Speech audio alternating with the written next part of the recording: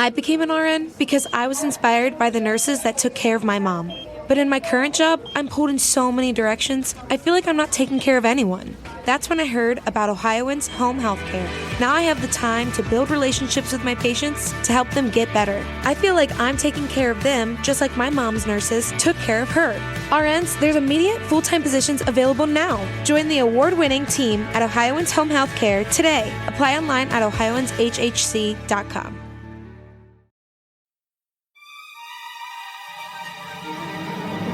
And then he fucking starts limping around like Eli trying to get onto an airplane early or something. So, but now we're between. I do need extra time. They didn't ask why. The answer is because I'm a very special boy. You write a joke. Said retired military or very special boy. Exactly. I retired before I ever joined. Thank me for my not service. Honestly, yeah, that probably helped us out a ton. Exactly, yeah. God Awful Movies.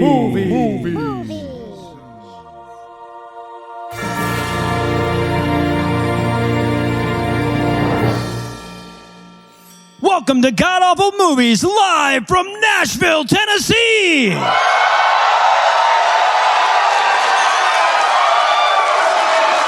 Well done. Well done. I am not calling it Nash Vegas.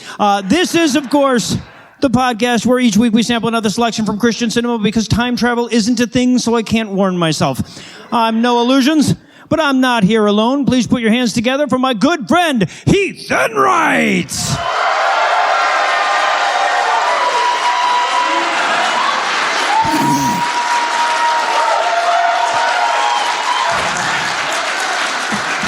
Hello. I like that your scotch is festive. It is festive. It's even more festive. Oh, nice, nice. And, of course, also joining us tonight, give it up for my bad friend, Eli Bosnick.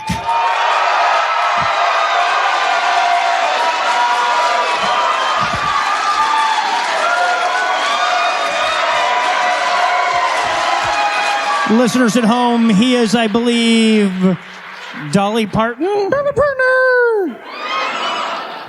All right.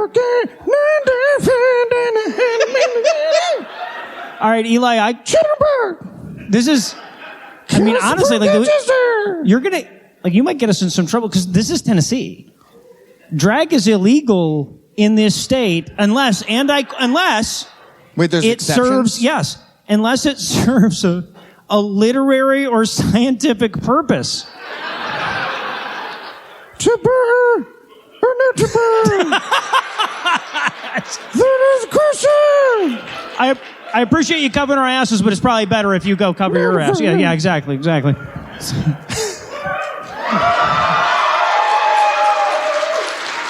All right.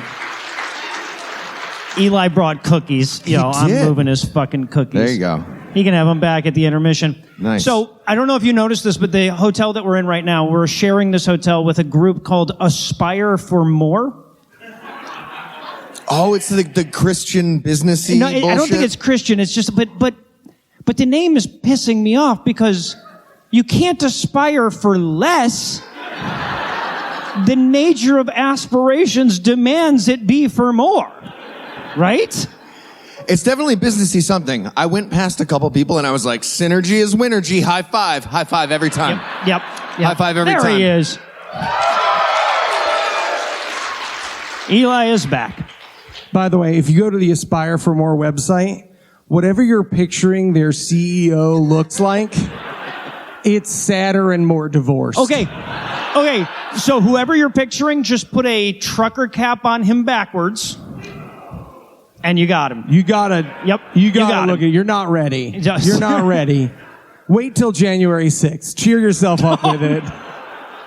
We get it now, right? That's a fun thing, right? We were all like, why would they do that? We're like, so how many would it take? Yeah. I know they didn't do it, but if they had like... I think Kamala's more committed to the cause than Mike Pence was. That's Absolutely. all I'm saying, yeah. And I think she could take those stairs faster. All right, so tell us, Heath. What will we be breaking down today? We watched Pickleball Princess. By Donald James Parker. All right. How many people watched it? Did anybody watch it? Okay. All right. Well, it's like $18 for Donald James Parker. Yeah. He needs it. Oh, boy, we're having segments tonight. Oh, we're living good in the Parker household. Once the Lord takes his vig, the juice runneth from the Lord. All right. Well, here's the blurb for this movie from Gramps, DJP, Donald James Parker. It's amazing when you just read it in his own words. I always know we're in for a treat. I wrote down his exact words. When a lifetime tennis player finds his favorite public venue converted into pickleball courts, his dislike for the sport begins. He wrote hate clearly and was like, no, dislike. After being challenged. Save the hate, Donald. Save the hate. Yeah. After being challenged. For when Jake Paul challenges you to a boxing match. That's when the lion will come out of its cage. He continues. After being challenged to play pickleball by one of his former tennis buddies, who's never taken a set from him, all caps, exact quote, he finally consents in order to rebut the claim that he's afraid of losing. That challenge leads to a change in trajectory of his life that sends a ripple effect into society. Or, okay, TLDR version, it's the story of a tennis incel. Yeah. That's what it's... Yep. Yeah, DJB, he had a crush on a lady who plays pickleball, and he learned a sport and made a movie so he could talk to her for a second. So, Eli, how bad was this movie? Well, if you love catching up with your grandma's boyfriend, but you wish his excruciating small talk was about anything other than his batshit political and religious beliefs, you will love this movie. If you missed Donald James Parker, and God, I miss Donald James Parker, you will love this movie. All right, so is there anything you guys want to nominate this one for being the best at being the worst at? Yeah, I'm going to go with best worst failed pop culture references by Donald James Parker.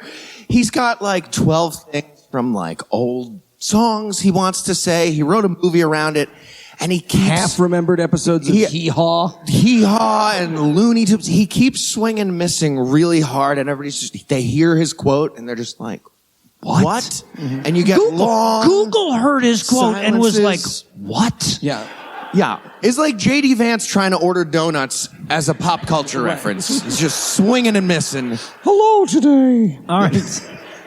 He's going to be the vice president of the United All right, don't depress everybody. Unless RJ6 thing. Yeah, unless Kamala has the courage, yeah. So I was going to go with, and I think anybody who watched along with us probably knew one of us was going to go with this one. I was going to go with best worst lip. Yes. So much plague. So for those of you who didn't watch, hanging off of his lip the whole time. Let's fill you in. There's a guado growing out of his lip in this movie, and he is not giving the instructions for how to return oxygen to Mars. It's sad because sometimes the crazy people we talk about hurt themselves with their crazy, and that's obviously what happened, right? Yes, He drank a little too much colloidal silver from the microwave. Yep. Or, that raw milk was straight out the teat, or like something happened, and that is healing slowly and badly. Yep. I don't know if it's healing at all, honestly. I'm going to go with best worst, Attack on Heath Enright's new hobby. Yeah. So let me spoil this for you all now. I'm not comfortable about this. Heath Enright, our very own Heath Enright, has taken up pickleball of late. He's got a couple of pickleball friends, has a little pickleball club he plays in. And honestly, had we watched a movie this week of Donald James Parker fucking his fiancée raw, it could not have been more ruinous or upsetting. Months leading up to this, he's been like, you guys should really try it. It's a lot of fun. I'm It's really the fastest growing sport in America. Really getting good cardio. It's great. And now Donald James Parker swooped in like Batman and was like, I agree with you, Heath. You and me share a thing. No, we don't. No. We share a thing. Here's the problem. We like the same We end up things. sharing like 4 other things. I know, it's everything in here. It's, I started having a panic attack. Yo, there's literally a spot in this movie where Donald James Parker doesn't like labels. It's amazing. All right. Well, speaking of which, we need to do one more quick sweep of the room to make sure that Donald James Parker isn't hiding among you waiting to United Healthcare our asses. So I'm serious, like everyone with gray hair, I'm looking right at you. So we're going to be back in a minute with all the wide shots of amateur pickleball that are Pickleball Princess.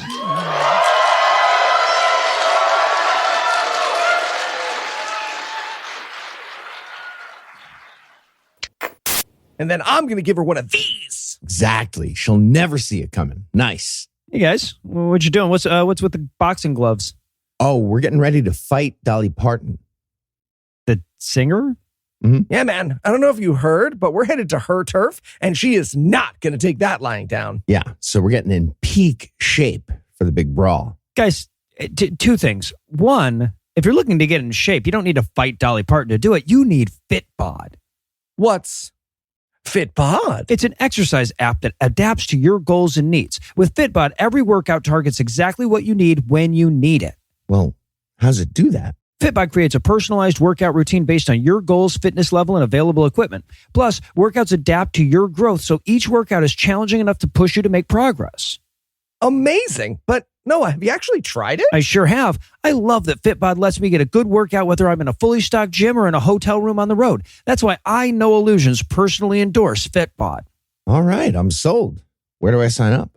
Lock in and stay focused. Join FitBod today to get your personalized workout plan. Get 25% off your subscription or try the app for free for 7 days at fitbod.me/GAM. That's FITBOD.me/GAM.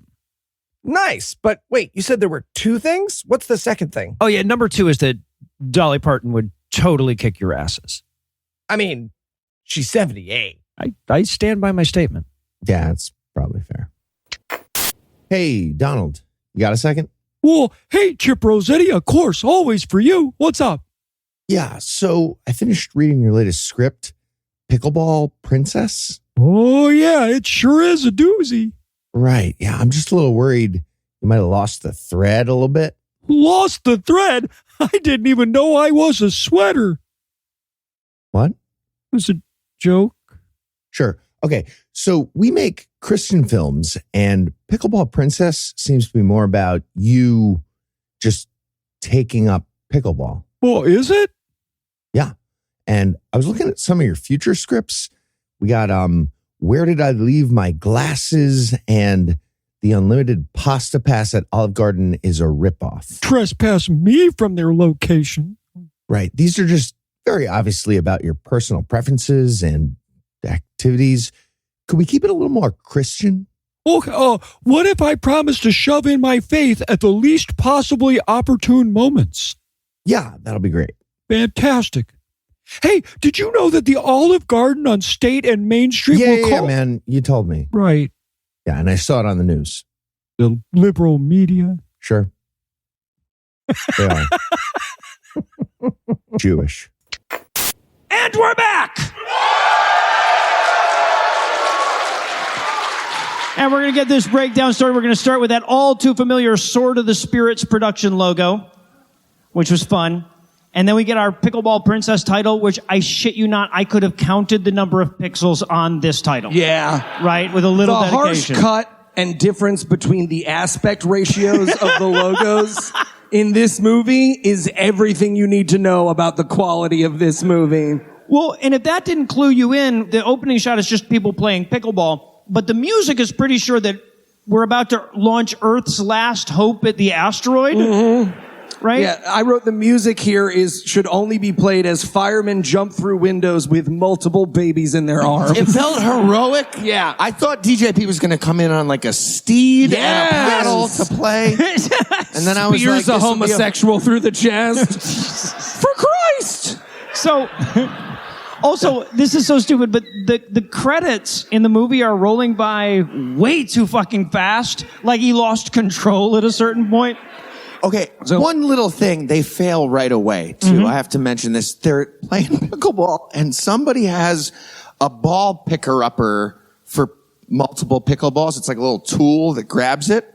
She goes over to get a pickleball that's by the fence and immediately gets the tool stuck in the fence and starts wrestling with it, and they have to cut. And that's the opening scene of the movie. I wanted her to be there later in the film. Yeah. 127 hours style, just gnawing through what's left of the tendon in her shoulder. Oh, God. Damn it, Donald.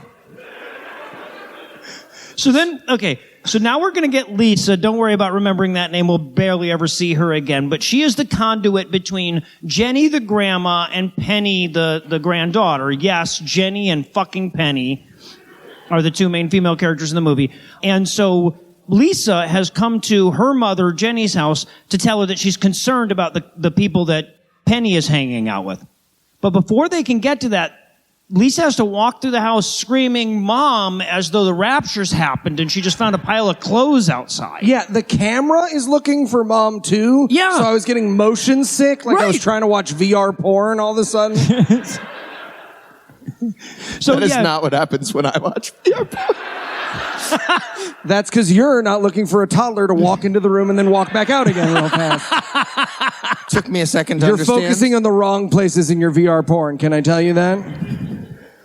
I don't think I am. One of us is. Yeah. So Lisa goes out and finds her mother, Jenny. There's one up in front. I don't know. Oh, I think you're on the other side. We got you. Oh my God. Yeah. That was literally my nightmare, is what you just did to a person. Because whenever I leave a room, I'm like, please, I hope no one notices as I come back in. And no, it's just, look at this motherfucker. So no, look, it's all of your exes here to say their least favorite things. The show. I felt like the show needed to be brought to a screeching halt there. It was great timing. No. So Jenny comes in. Take off your clothes. This is the VR porn that I'm... Yes. And I am like looking a toddler woman into VR porn. All right. We're like 30 seconds into this movie, guys. Sorry. So Lisa comes 80 in. 80 minutes of this movie is pickleball rules. No, you're we're right. Going Exactly. So, got to do something, I guess. So Lisa comes in, finds her mom, who is the exact same age as her, which is weird, and she tells her about her granddaughter hanging out with the wrong crowd now. Oh, first she has to fuck with her for eating TV dinners. Yeah. I felt like a Factor ad was going to start any second, right? Right? Ready to heat and eat in just 2 minutes. And she's like, Mom, I can't believe you're eating TV dinners again. And she's like, well, I don't like cooking for one. And she's like, Dad's been dead for almost a year, Mom. Get over it. Yeah. Let's move on. It felt kind of mean, but I thought there was good advice in there, because the advice was you got to get out there and you got to play pickleball. Mm-hmm. And I was like, yeah, it's a very sexual scene for old people in my experience of pickleball.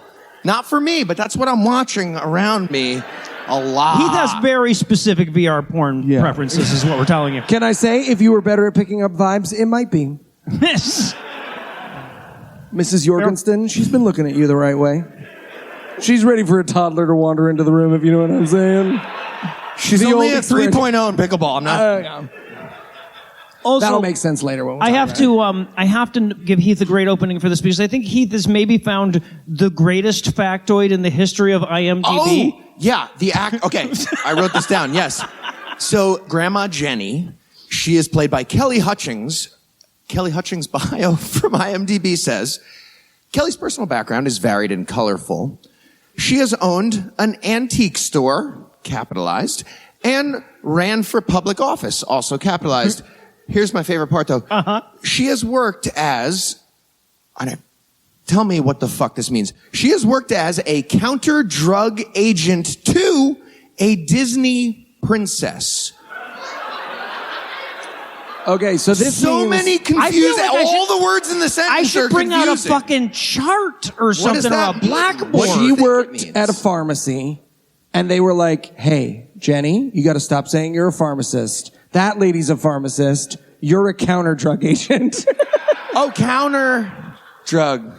But why Disney princess? Because the girl was in a costume. And that was the most exciting thing that has ever happened to Callie.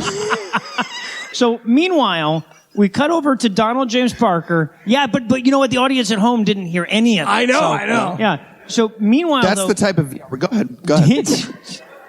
Donald James Parker is having milk and cookies with his grandson Gary and Gary's friend Brad. And this is amazing. They're sitting there having fudge stripe cookies, and Gary says, "Grandpa, your cooking is the best." Nobody puts fudge stripes on a plate like you do, Grandpa. I mean, I love a fudge stripe cookie, but... Yeah, right. Brad says, "Yeah, I'll come over. Your cooking is so good. I'll come and visit you anytime." And then both of them have to be like, "Yeah, but he's not your grandpa, man. That'd be fucking weird if you just showed up here." And I'm going by memory, by the way, because the only thing I wrote in my notes was lip. Yeah. Lip. Distracted. I was like, oh, he's got a little fudge stripe on his... No! The devil's fudge. Yeah. That's what I call analingus. So, eating the devil's fudge. Heath, have you been eating the devil's fudge again? You stay out of this pickleball club. So then we cut to... So Gary and Brad, the two teenagers, they want to go play some basketball. So they go to the rec center, but damn it if the basketball courts aren't all taken up with people playing fucking pickleball. Right? Fastest growing sport in America. Yeah, sure is. Literally what they say. That's it. They say it for the first time here, and I wrote, Heath yelled into the movie somehow. Well, okay. I looked this shit up, okay? Yes, that is the fastest growing sport in America. You know what the second fastest growing sport in America is? It's riding a bike with underinflated tires in the snow. So, yeah, winter fat biking, they call it. So, yeah. Third is this podcast. That's what you had to beat, is all I'm saying, to earn that title. I don't think it's that important. So... It's neither here nor there. Pickleball, number one, great for old people having sex. Moving on. All right. So, but on the way out, so the kids are like, well, they can't wait until all this fucking pickleball shit's done. They have to play some goddamn basketball. So they go to leave, but on the way out, Gary, DJP's grandson, who I have, he's like the poor man's Timothy Chalamet, so I have him as Timothy Chalamet in my notes. Nice. As he's walking out, he sees Grandma Jenny with her granddaughter Penny. And it's love at first sight, right? That'll come back. So, and we establish here, as after he leaves, we linger on Penny and Jenny long enough to find out that Penny is also pickleball curious. Yeah. That will also come into play. All this grandmother and granddaughter will talk about is the sausage they hunt for. Yes. The entire time. They'll just be like, are your flaps soaked? My flaps are soaked, girl. There is literally one line between the female characters in this movie that doesn't fail the Bechdel test. Yeah. They talk about their tennis shoes at the opening of one of the scenes, and then immediately fail the Bechdel test. Grandma, it's like a broken jar of rubber cement down there. I'm telling you right now. It's all these two characters talk about. Watch the movie. Watch the movie. I didn't make the movie. You're mad at the movie, not me. The movie wrote that metaphor in its notes. So Gary and Brad, they go back to Donald James Parker's house in search of a better basketball court. And he tells them, there's one, out by the park. They're like, but they don't provide basketballs. And they're like, well, can your cheap ass buy a basketball? And he's like, nope. No. He says, we'll go to the park, and if there's nobody out there with a basketball you can borrow, we'll play tennis instead. Real quick, can we talk about Donald James Parker's t-shirt? I don't think we can not talk about Donald James Parker's t-shirt. So it says man up on it. Just says man up, but then says 1 Corinthians 13:14. As if to say they've paraphrased that verse and it means man up. I looked it up. It says, be on your guard, stand firm in the faith, be courageous, be strong, do everything in love. That doesn't sound very manly. Aspire for more. Aspire for more. Synergy is winergy. There you go. You can't just do that. You can't just make shit up. Like Leviticus 18:22, P in the V. Like, no, absolutely not. Deuteronomy 11:2, no fatties. Genesis 1, big if true.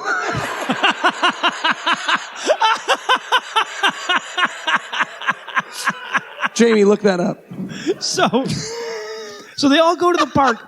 There's this amazing moment. They all get to the park, and Brad, the grandson's friend, goes, I have to shit.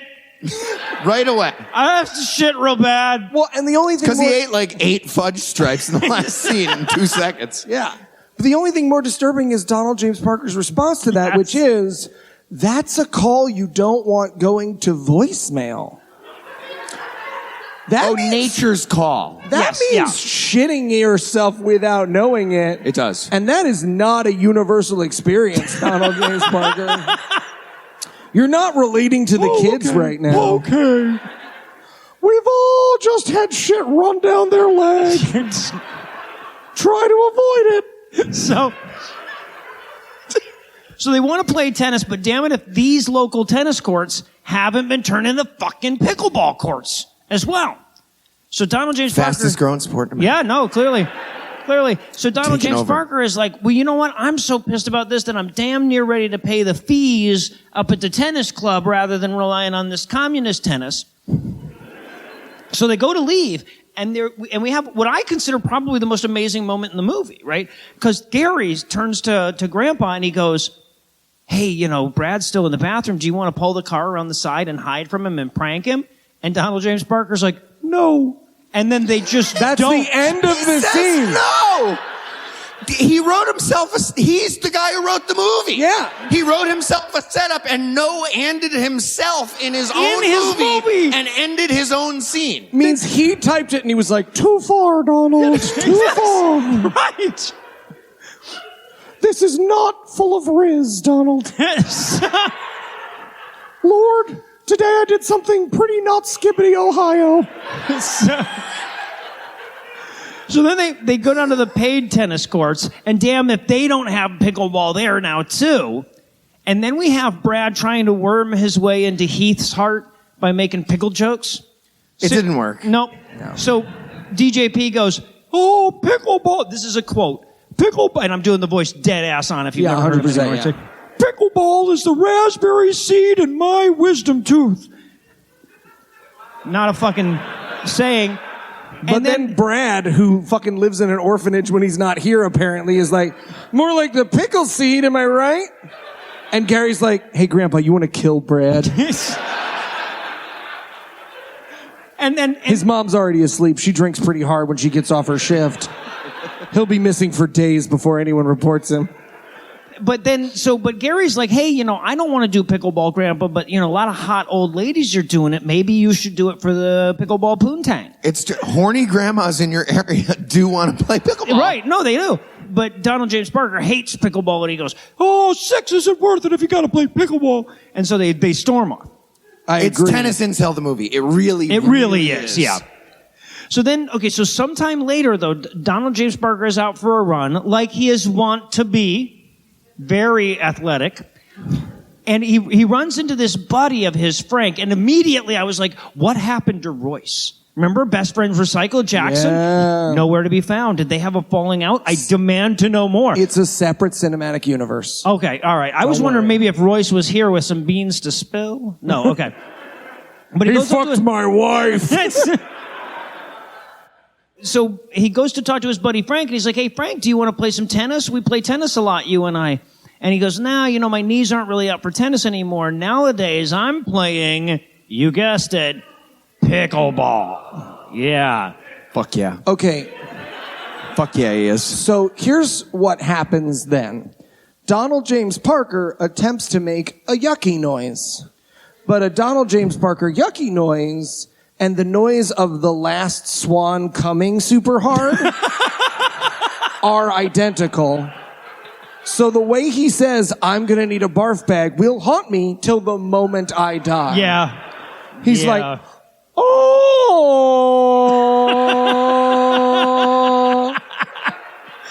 Oh, my God, that's like a mating call or something. Yeah. You're going to end up, fucking Royce is going to come in now. I thought you meant Natalie Portman.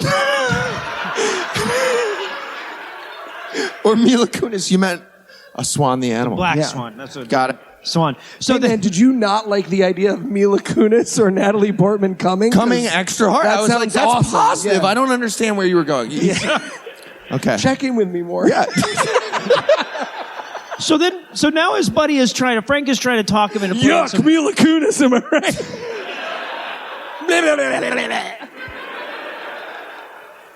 So now his buddy Frank is trying to talk him into playing some pickleball.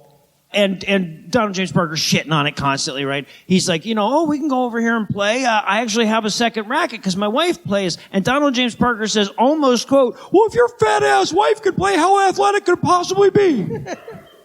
Literally. He has a mobility advantage. Yes, to be he clear. mentions, well, you know that because he mentions it 13 times in this scene. He does. mentions his mobility advantage in this scene 3 times. Yep. If you mention your mobility vanish and you can't Daredevil poof, what's not Daredevil? What's his name? Nightcrawler. Nightcrawler poof. Yes. If you can't Nightcrawler poof. I went Mortal Kombat. Scorpion does it too. No, he goes down and back up again. And then from the other side. Hey, I have a You're question thinking of about Raiden. Scorpion because this movie's about nothing. Oh, no, Raiden no, does it. yes, he Scorpion does that does too, it. yeah. When Scorpion goes, does he go to hell for a little bit? Yes, of course. And does he, on the way down, is he like talking to you? He's like, yeah, I'm in a fight with a guy up there. Just use your spear thing. I'm gonna. I'm gonna tell him to get over block. here. He killed my master? So It's been like 11 games. It's hard to keep track. Yeah. So I have to throw this line out too, because in his effort to convince Donald James Parker to play pickleball, Frank says pickleball is, and I quote, chess on a court. It's not, though. Heath, would you say it's like chess on a court? I think it's very much like chess on a I court. don't think it is. I don't believe you. I do. So, but then Frank I have a is like, pretty good mobility advantage when I play too. okay, so Chess. Yeah. you also make a mean fudge stripe. So Thank you. yeah. So, but Wait. He goes through hell every time. yes. So Frank is like, oh, I guess you're just scared to play me at pickleball, huh? And he has this Marty McFly, hey, yella kind of a moment. And he's like, I'm not scared to play pickleball. I'm worried that my tennis reputation would suffer if somebody saw me playing it. Right? Because he's got a tennis reputation to protect. So, but he doesn't though. We watch him play. He doesn't you are have anything. underestimating his mobility advantage. You know, during sir. that entire game, every time someone biked by, he was like, I'm just trying something. Don't tell everyone. I play tennis. So he and Frank go to play a little bit of pickleball, but first Frank is going to have to explain literally every fucking rule and every contingency and every possible way. Everybody who watched the movie is nodding along with me like, yeah, that goes on for about 14 fucking minutes, doesn't it? I wrote in my notes, if I'm learning pickleball, my wife should be proud of me for being nice to one of her friends' husbands. This isn't fair. I should get like a knee squeeze in the car home, like, you did really good, that was nice. Yeah. You didn't tell him to kill himself at all, not once. I tell people to kill themselves. Also, to make this even weirder, as he's doing this 26-minute introduction to pickleball, the music is pretty sure that someone is lifting a log off of their mortal enemy somewhere, right? It's never remotely appropriate.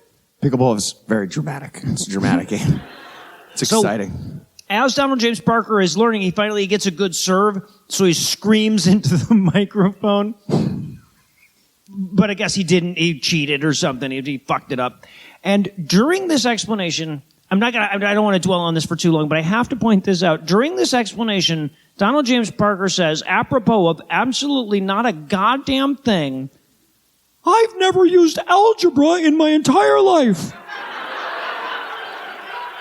What a strange brag. But also, like, how? How did you ever...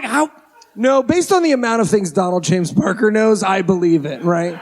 He's the one kid who was like, when am I ever going to use this? That the teacher was like, solid point, Donald, solid point. You should make movies for the rest of your life where people compliment you.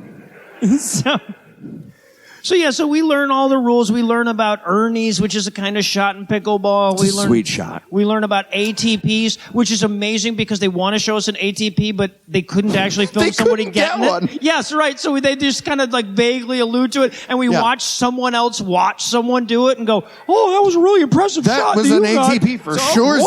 If ever I saw one. Like chess on a court. He goes, "You can't serve from the kitchen," and Donald James Parker goes, "My head is like," but his mouth clearly sticks together, so he can't make the sound. He can't make the right. sound. So it sounds like he's trying to hack up a hairball he before goes, it's over.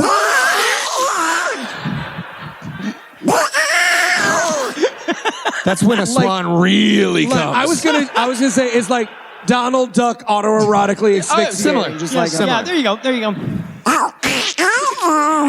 So.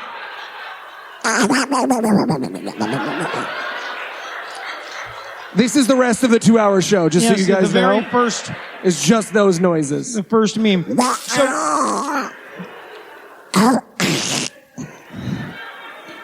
So Donald James Parker, I almost said Donald Duck, y'all. I really did. So Donald James Parker, he loses, and then he, just like that. There's no fucking way for it to stop. You should mute my mic. It doesn't matter. You reach over there and smack it. The second half of this thing, I'm just going to be Hannibal Lectered up. You're never getting your cookies back. Yeah. But then we get Heath's best worst, right? Because he loses and he says a quote. He's clearly quoting some movie or something. Google does not know what movie he's quoting. Google was like, what? Yeah. What reference are you making in your movie? Me and Heath both Googled it, and we both got the Google was like, maybe he's misquoting the 1946 Warner Brothers cartoon called The Great Piggy Bank Robbery. And so we both watched it, and we're like, no, it wasn't that. But it's a good cartoon, though. It was pretty fun. I use ChatGPT, which just fucking lies. So it was like, yeah, no, I've seen that movie. I love that one. It's a great film. So we cut to Penny and Jenny. They're going to play pickleball at the rec center at the Methodist Church so that there can be a gigantic fucking cross in the background of like 2/3 of the rest of this movie's shots. But it's like lazily leaned, right? It is, yeah. Like if I had the monument to my savior, I wouldn't just put it anywhere. Right. So I don't know if you guys saw the step and repeat on the way in, but if you'd seen the absolute nearly company destroying fight that went with putting that fucking thing together, you would know how bad they'd had to do for us to talk shit about this, right? If aliens about their ever come down and demand a 15-minute time period that summarizes our company, it is us trying to put that up at 4:00 in the afternoon and giving up for huge periods of time. Huge periods of time we were just like, it's not possible. It's missing fucking pieces. It must be. I lied to Heath at one point about what I was doing. He was like, are you pushing? And I was like, mm-hmm.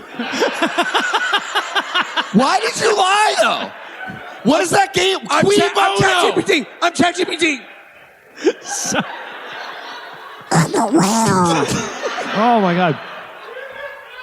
So Penny and Jenny, goddammit, arrive at the Methodist... We're making great time. We are. No, it's like only 40 minutes for this first 8 minutes of the movie. So Penny and Jenny show up, and this lady gives us way too much information about how they decide who's going to play the next match at the pickleball matchmaking thing. I wish I knew the technical term right now. I don't have it. I was hoping that you would, yeah. Pickle picking. It's called pickle picking. Picking a pack of pickle peppers. Bilateral system. So eliminates the weak. So Penny, you heard me, Miss Morgan. So Penny and Grandma Jenny they sit down, and Penny looks over at Grandma, and she's like, "Oh, are you I fucking a man?" And she's like, "Well, if I wasn't I fucking a man, we would pass the Bechdel test, so yes." Grandma says, "Snow on the chimney doesn't mean the fire is out."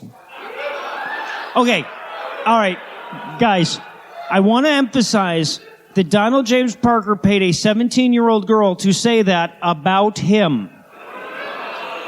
Right? But when I do it, it's a felony. Or right, no, wait. I can't remember, I don't remember who pointed this out, so apologies to whoever pointed this out, but somebody pointed out that on Donald James Parker's website, if you look up this movie and you look up this actress, the only thing it says about her is, she's 18 years old. They don't name the ages of any fucking buddy else, but there's a little note on the thing that says, no, it's okay, she's 18, guys. The cops came to my house again. I was just trying to make head explosion noises. There's this really fucking weird moment too, where like they're talking about like, oh, Grandma, are you looking at Donald James Parker? You think he's pretty hot? You flirting? And then Grandma Jenny turns to Penny and she's like, many women are physically and mentally abused by their partners. And we're like, what the fuck just happened? Why though? What are you doing, movie? But then, okay, so they have this completely out of fucking nowhere discussion about abuse and everything, and then a guy comes over to flirt with Jenny. Now, I don't know what the fuck was up with this particular artistic choice, but the guy sits completely out of frame and starts talking to her like who it is going to be a big reveal, but it's not. They just didn't know how to, I guess they couldn't get the camera far enough back to get both of them in the shot. This is David. Oh, he's very important. Yes. Mm-hmm. I have him as Pickleball Fuckboy in my notes throughout. Yes, he is Pickleball Fuckboy. And let me just say, because there's going to be a love interest between Jenny, David the Pickleball Fuckboy, and Donald James Parker, and clearly the correct answer is David the Pickleball Fuckboy. I mean, turns out to be a racist later, but just physically, there's no fucking... He's got the DJ voice. He's like, hello, ladies. Yeah. Very sexy. So, but then he comes up and he starts talking about, he says to her, he goes, so what's your pickleball rating?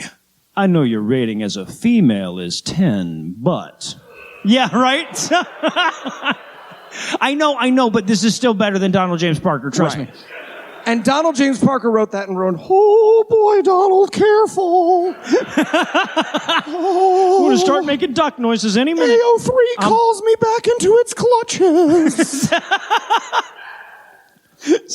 Oh, Bible man. But this is... You made me write my inner thoughts. But this is where David explains pickleball ratings to us. Apparently, pickleball players are rated from 1 to 5 in increments of 0.5. And they do it themselves? Yeah, they do. So I'm a 4.0. Could you... It's not a big deal. Do they not have little trophies you can give yourself? They have to let you make any trophy you want. You actually can go in and buy as many trophies as you want. It's correct. As I learned. It's correct. No, you do rate yourself. It's so stupid. There's a pickleball club in Ann Arbor, and they were like, oh, rate yourself to start on the app. So a friend of mine who played with me is like, you're probably like a 3.5 or 4. You could put that down. So I put down 3 to be conservative. And then to sign up for a thing, they were like, oh, you have to be a 3.5 or higher. And I was like, I can't change my rating on the thing. I'm pretty sure I'm a 3.5. You have to buy a lesson. They made me buy a lesson to get, and they won't let me play. They won't let me play. You bought a lesson and they were like... No, I refused to buy the lesson, but they would... I don't believe you. From my heart, I want you to know that you bought the lesson and an 87-year-old woman was like, you're not quite there yet.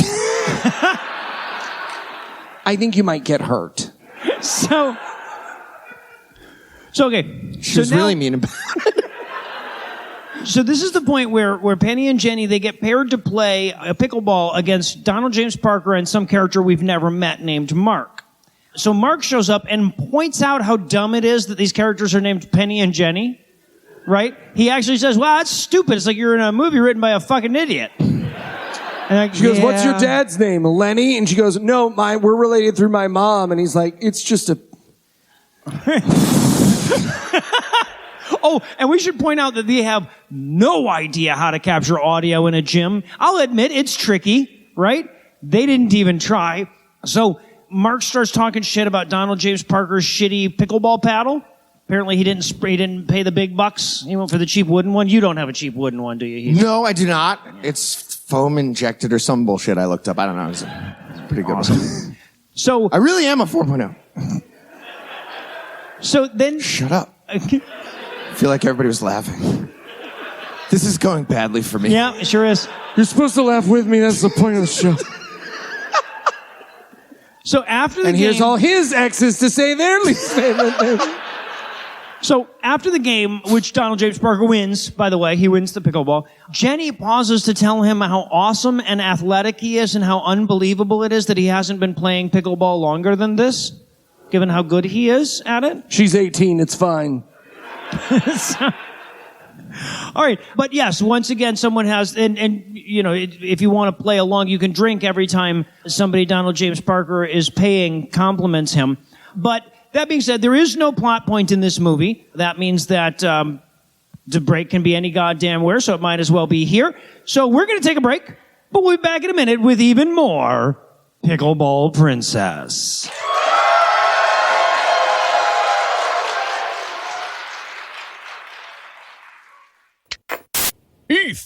Heath Enright, wake up! Santa? Twinkletoes? What are you doing in my room? Like you don't know. Cough them up. Cough what up? Your Christmas wishes. You're impossible to shop for. Oh. I don't know. I'm sure whatever people get me, it's going to be fine. Yep. You want me to rough him up, Santa? You said it, Twinkletoes. I'll hold his arms. Wait. I thought of something. Why don't you get me an Aura frame? What's an Aura frame? It's the digital picture frame everyone loves. It has unlimited storage, so you and the rest of the family can upload as many pics to the frame as you want year-round. All you need is the free Aura app. It's true. I got one for Mrs. Claus this year. You can even set it up while it's in the box, so whoever you give it to just has to plug it in and it's ready to go. All right, Heath, I'm sold. Where do you get one of these Aura frames? Save on the perfect gift by visiting auraframes.com to get $35 off Aura's best-selling Carver Mat frames by using promo code AWFUL at checkout. That's AURA frames.com, promo code AWFUL. This deal is exclusive to listeners, so get yours now in time for the holidays. Terms and conditions apply. All right, then. Back to sleep, Heath Enright. And hey, thanks for the milk and cookies. Oh, no, I set those out for me. You set out milk and cookies for yourself? Yes. It's December 3rd, man. You're December 3rd. It's a get ahead. It's a get ahead. It's a get ahead. And then he shows back up to the pickleball court with a gun. Right. Donald? Chip, what have we said about interrupting the creative flow? Yeah, right. Creative flow. No, you've mentioned it. It's just someone's been shot in your last 4 movies now. Oh, is that so? Yeah, man. Your characters basically lose arguments to you till someone dies by gunshot wound, unless it's you. But that gunshot just means everyone now agrees with you, regardless of where they were before. Oh.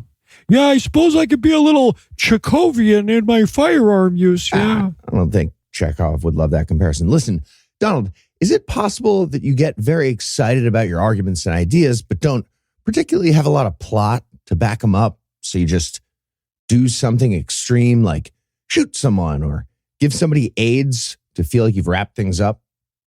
Oh, well, look out, Chip. It's a wild podcaster. Sorry, I shot your friend because I couldn't figure out how to end this sketch. Uh-huh. Don't you have any jokes about the movie itself this week? Nope. Had to rate these before I watched the movie. Oh, yeah, got it. Second gunshot. I just killed him. And we're back!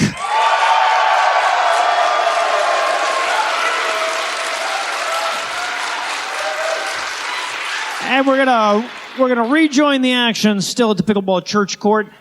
This is Pickleball Church, I guess. With David, the match is over now. Jenny sat down. David has come back to flirt with her some more.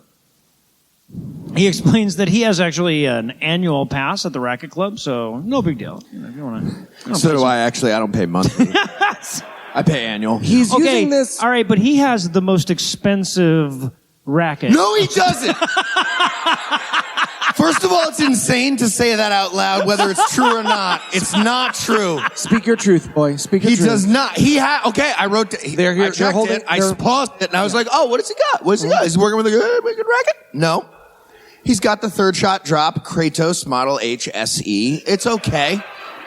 It's okay. Also, you can get it for like $250. He says it's $300. I checked on Google. I'm like, this is $250 fucking bucks. You overpaid, you asshole. Or you're lying. It's a paddle for fucking goons with no finesse. Anybody who knows, knows. You have no finesse if you use that piece of shit. You can't find the clitoris with the third shot No, you drop cannot. Kratos model HSE. If you have the Kratos, you've never heard. Not once. Not once. What do you, Heath, can I ask What am you I working a with? Is that personal what- question? Do you miss your dad?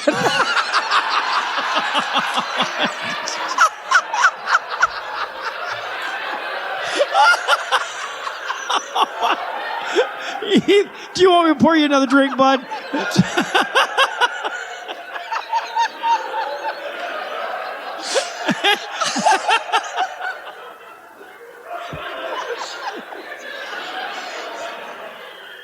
Good night, everybody.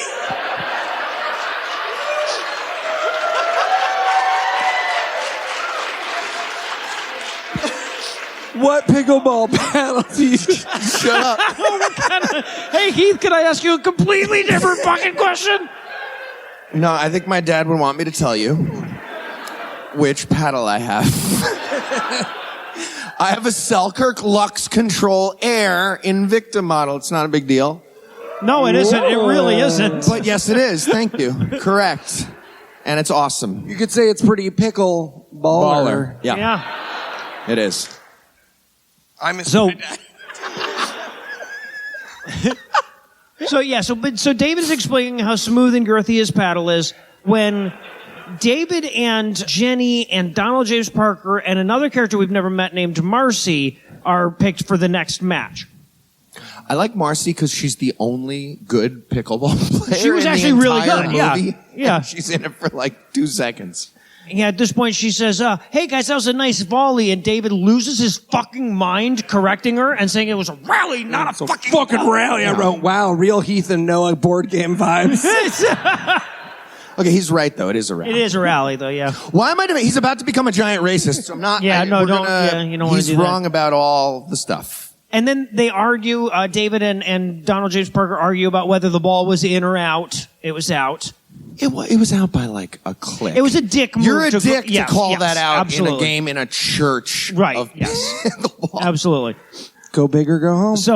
But after that game, Donald James Parker runs up to Mark and he explains that he said before that he was going to just get good enough at pickleball to beat his tennis rival Frank, and then he was going to quit. But that's not the case anymore. Now he's going to stick around until he can beat David, the pickleball fuckboy. Oh, yeah.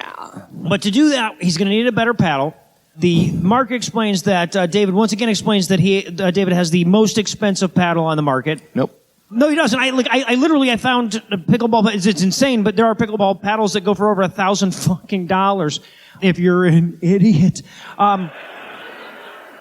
There was a weird moment here.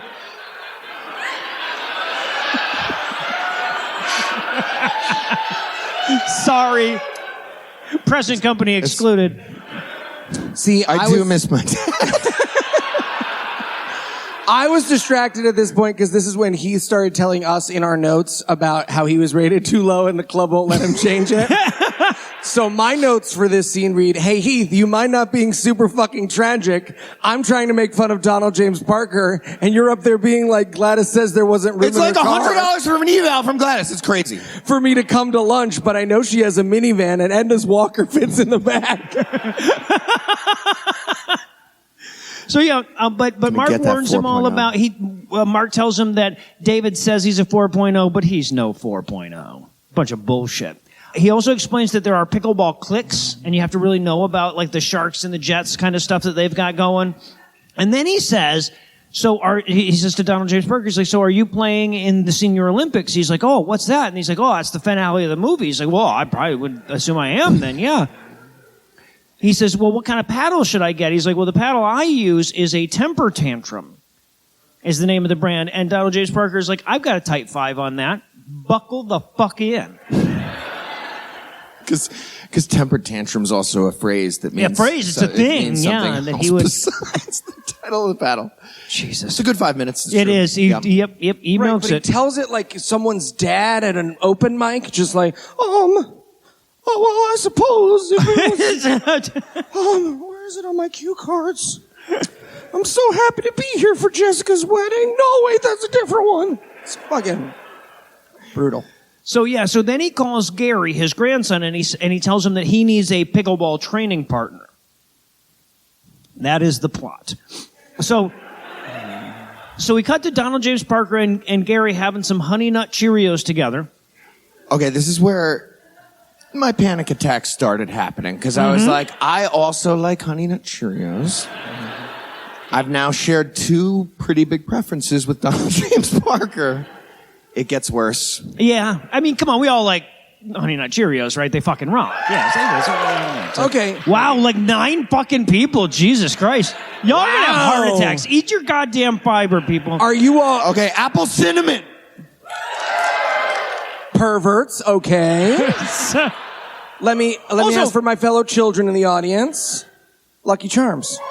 Yeah! Well, you get to tell me what to do now. I'm a fucking adult. I'll eat marshmallows for breakfast every goddamn day, Mom. Ha-ha, turned out fat anyways. La, la, la, la. Chocolate milk. You guys get it. We had sex too early. Also, it was not okay. So, they get it. They get it. They're holding space for it like that song in Wicked.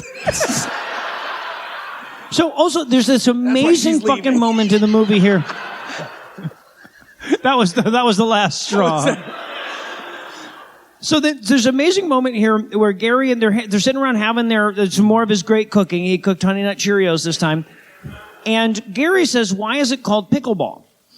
And Donald James Parker explains, he says, well, it's not really known exactly why it's called pickleball. It is known. I think the person who invented it is still alive.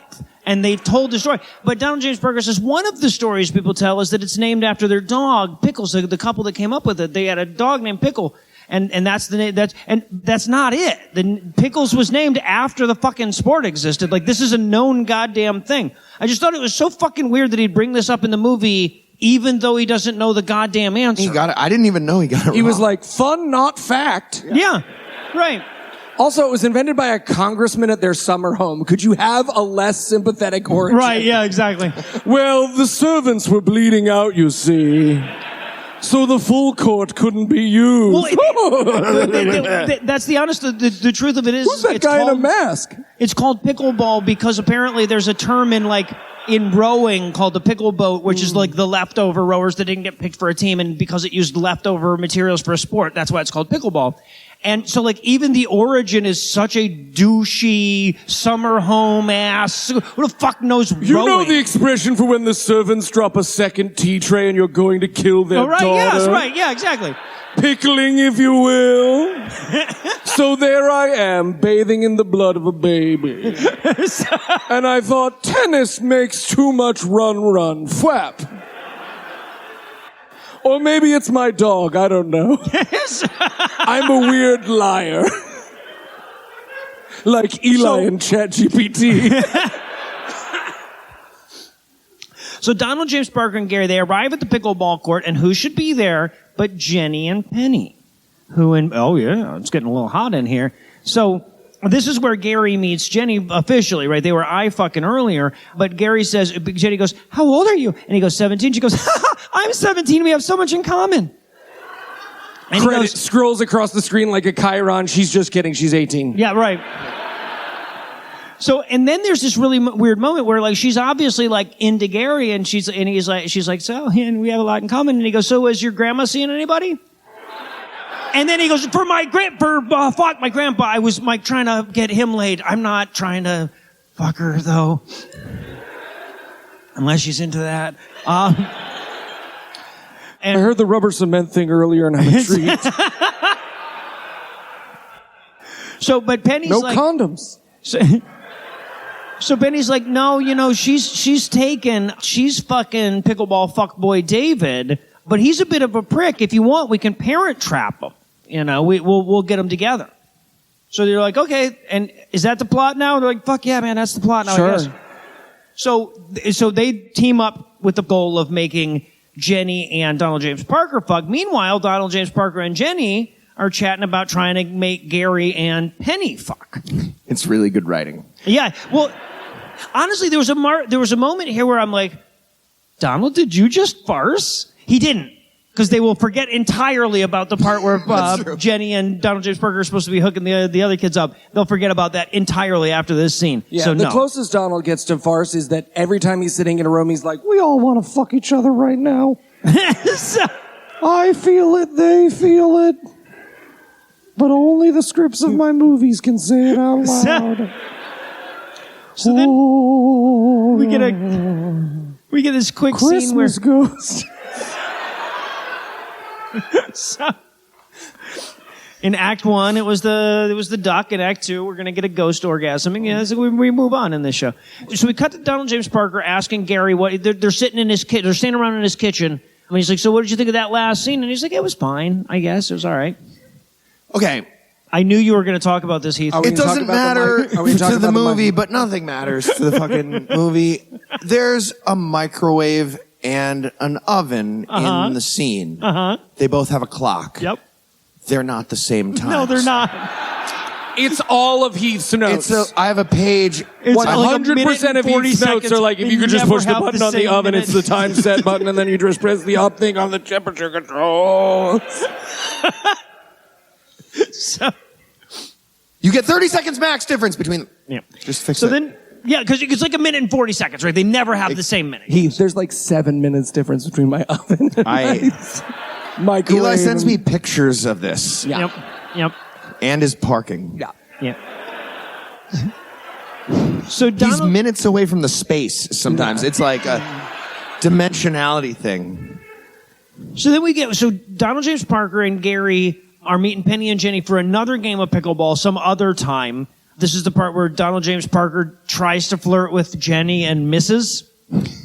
And I wrote in my notes at this point, it is super uncomfortable to reflect on how much of my life has now been spent watching this man pretend to flirt with women that he has paid to pretend to be into it. Yeah. That's like, 1% now of my entire lifespan. Mm-hmm. It's so, he has to be like, I like his calves. Is what I was paid. I'm 18. Also, there was a moment here.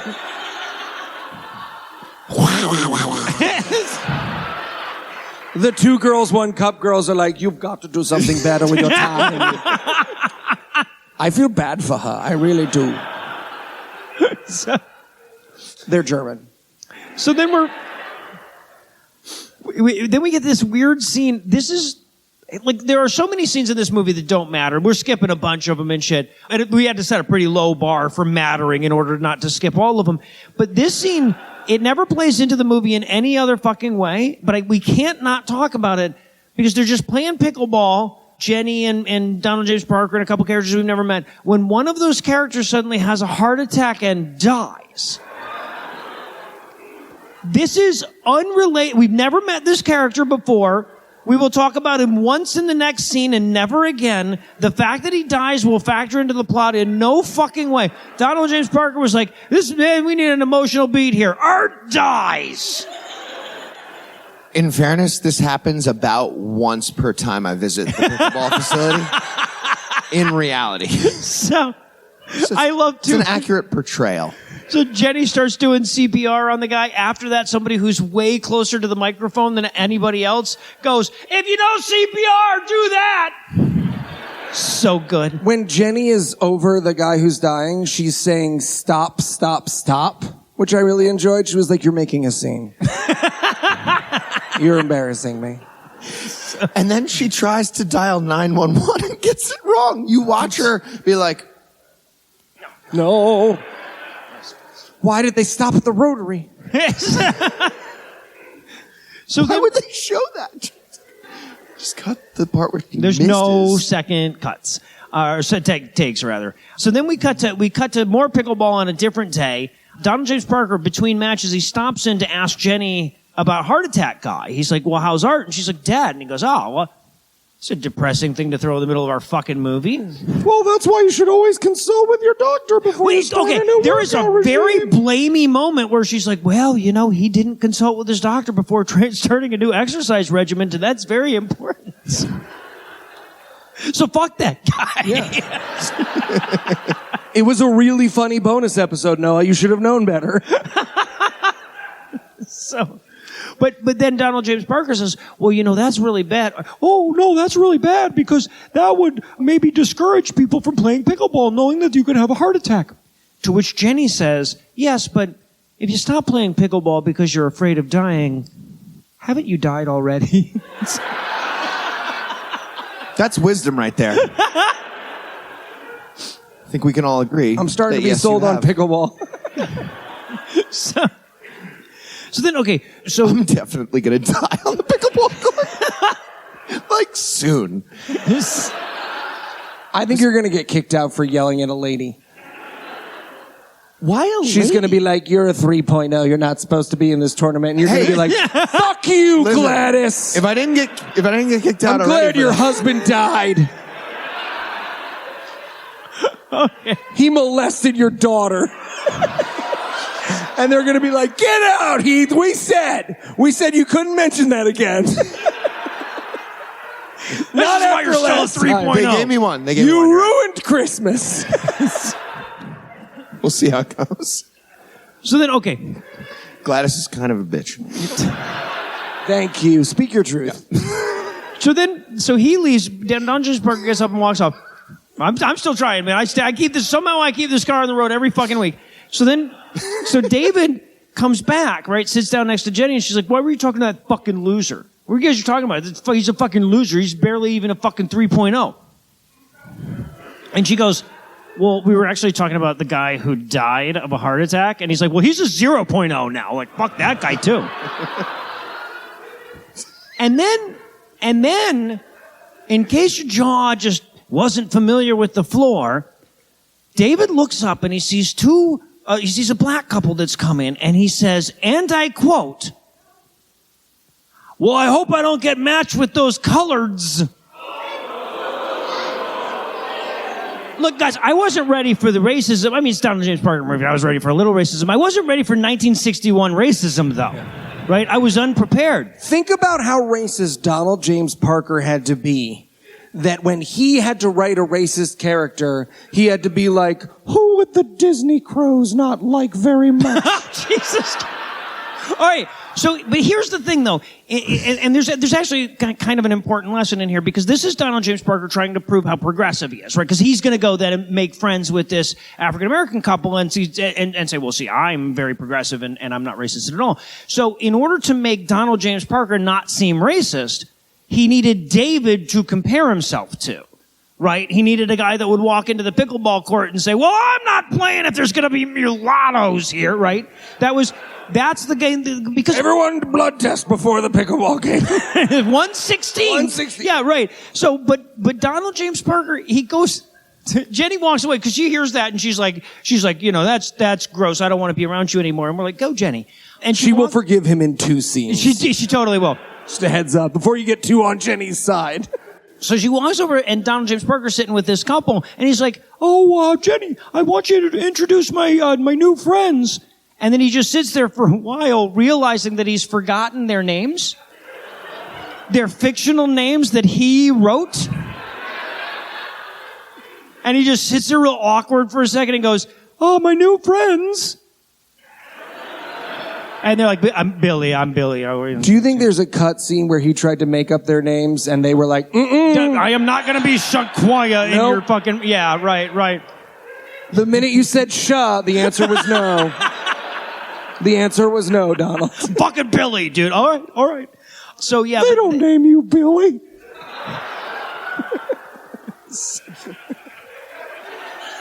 That's crazy.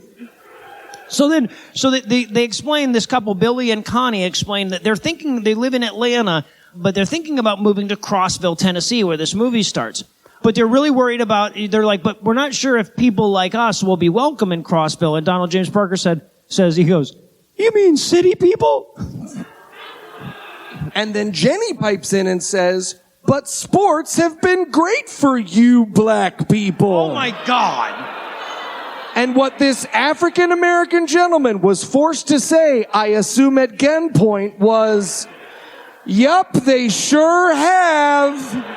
So it's so much worse because the woman says that, Connie says, again, Donald James Parker paid an African-American woman to say to him, and I quote, well, the South has come a long way since we were kids.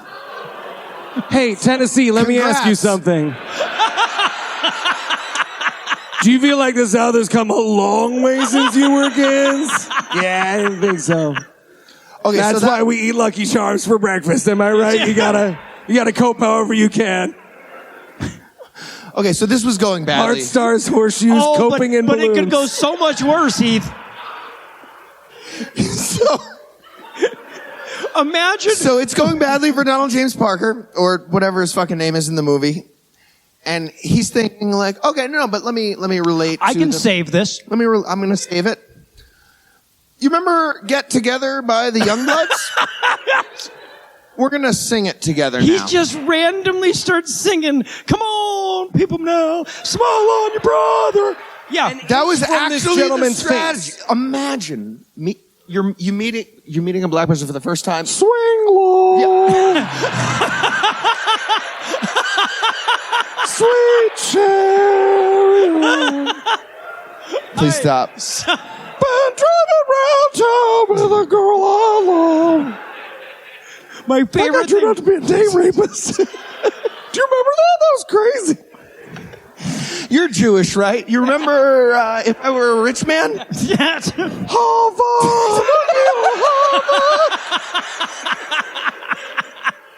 So, and then, okay, my favorite part of this fucking scene is that everybody else starts singing along like harumphily. They don't want to sing along, right? So they start singing along with them, but the microphone they're using is directional. So when one person starts singing, the other person's voice drops out entirely. And they are not singing enthusiastic. No. These people are like, Yeah.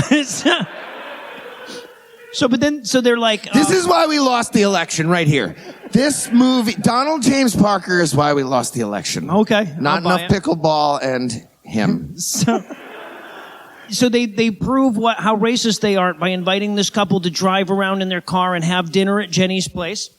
Yeah, and then Jenny invites them. She's like, I'd like you to come over for dinner because of just the content of your character. That's it. That's what I would, yep. But this is where Billy and Connie realize that... Let's sing another song. Fuck the police. Yep. maybe we could clasp hands in a photo. Yeah.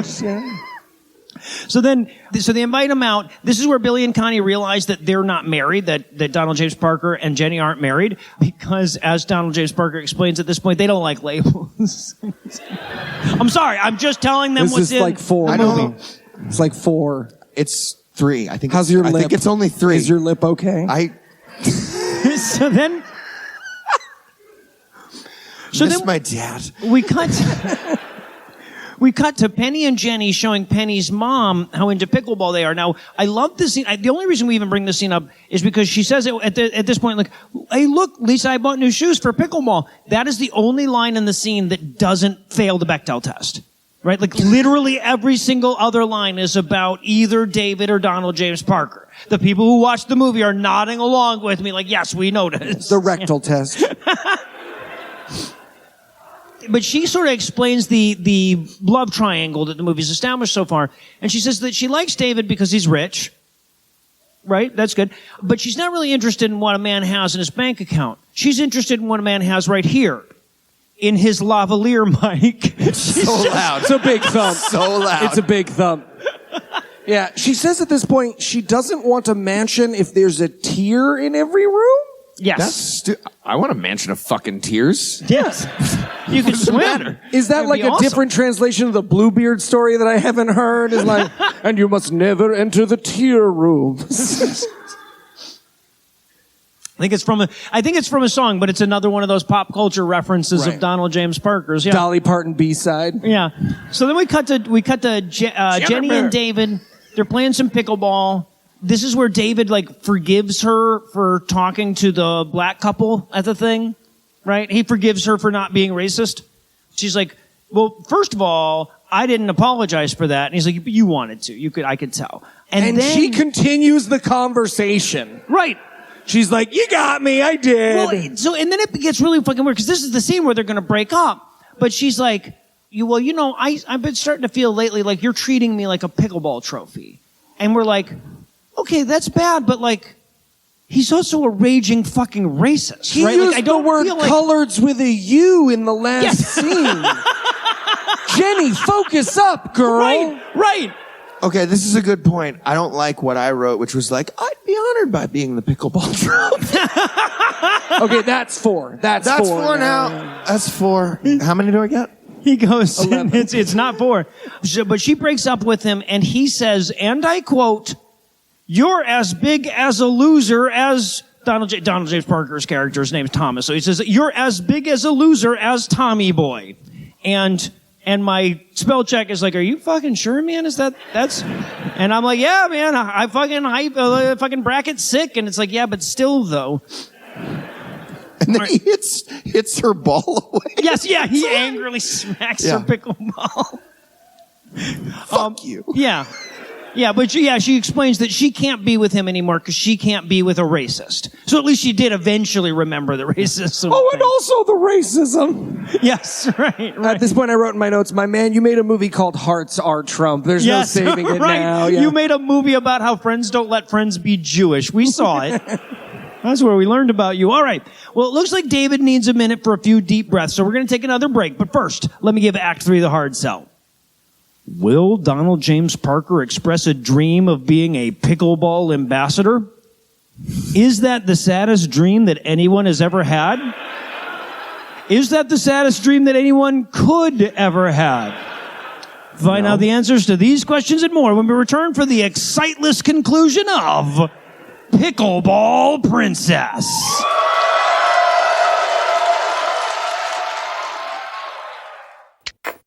Okay, but if I take out a second mortgage, then I'm doubling the investment in my home. No, same house, man. Oh, but I get a jacuzzi this time. Hey guys, what you doing? Oh, he's helping me out with my finances for my Christmas present this year. It is not going well. That's not true.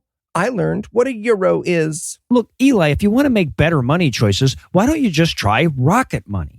You mean be born into an emerald mining family so I can spend my functionally infinite wealth on space travel? I wish, no illusions. Not that. Rocket Money is a personal finance app that finds and cancels your unwanted subscriptions, monitors your spending, and helps lower your bills. With Rocket Money, I can see all of my subscriptions in one place, and if I see something I don't want, I can cancel it with a tap. I never have to get on the phone with customer service. They'll even try to get you a refund for the last couple of months of wasted money and negotiate to lower your bills for you by up to 20%. All you have to do is take a picture of your bill, and Rocket Money takes care of the rest. I don't know, Noah.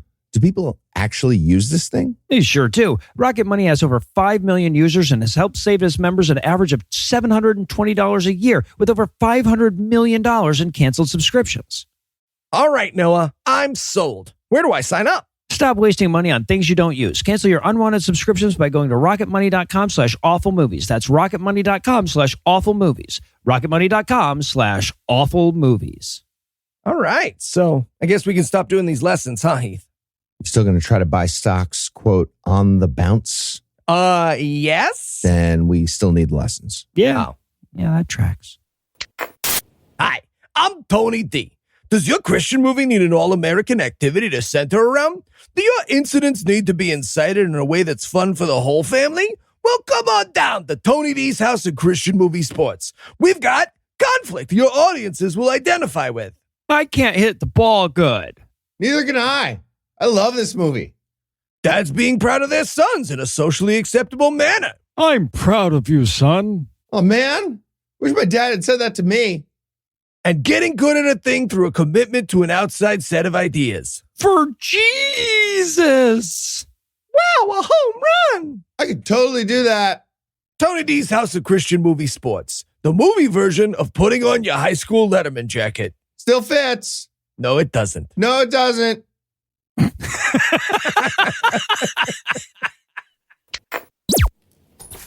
And we're back!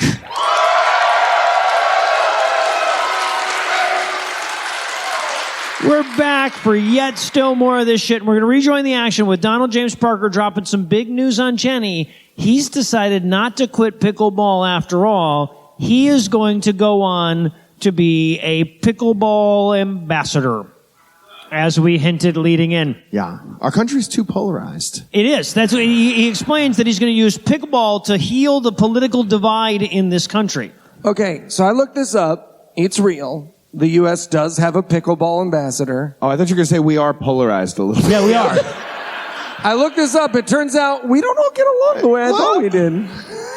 Check this website that used to be called Twitter. There is a pickleball ambassador. Imagine sending someone you think is going to talk about pickleball to fucking China, and it's Donald James Parker. Imagine the if you phone don't think call he's going to end up in the have. cabinet. Yeah. It's happening. He's being appointed as we speak. Right. But he pulls out his Pickleball Rocks t-shirt. This is a callback to something that was so pointless we didn't even bother to mention it. Jenny's very impressed despite the fact that she hadn't been introduced into the movie at the point that we're calling back to, but that's fine. But this is where Donald James Parker explains that he wants to cure racism with pickleball. This is why we lost the election. Not enough pickleball. But Jenny tells him that she's broken up with David. They're not together anymore. And he tells her that he is not as prideful about beating David anymore. He still wants to do it, but not with a bunch of pride. With like medium pride. Yeah. Like the right amount of pride. But also, so we mentioned before that, we failed to mention before that the way that David like wormed his way into her defense in the first place was by... Oh, when I was rubber cementing, you were all against me. But when Grandpa Time over here does it, it's all chuckles and giggles. It's okay to make fun of yourself. But generational racism. Yes. We need to play pickleball. Clearly, that would fix it. So, but the way he got there in the first place, the way he hooked up with her was by being her pickleball instructor.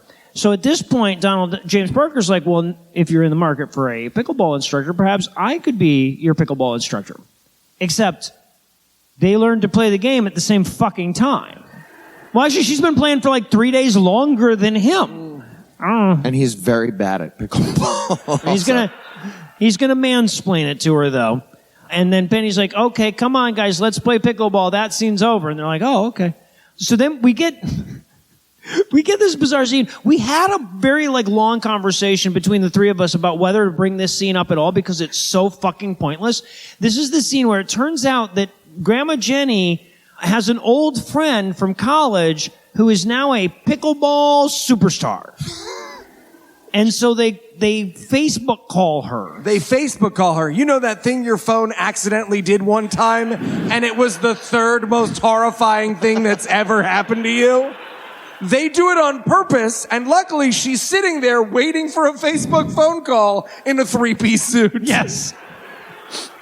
She says, wait, are you a pickler? That is a term we use sometimes. It's pretty cool. It's a term of my proud people. And I prefer you not use it, no illusions. Not until you've earned your paddle. A pickler. So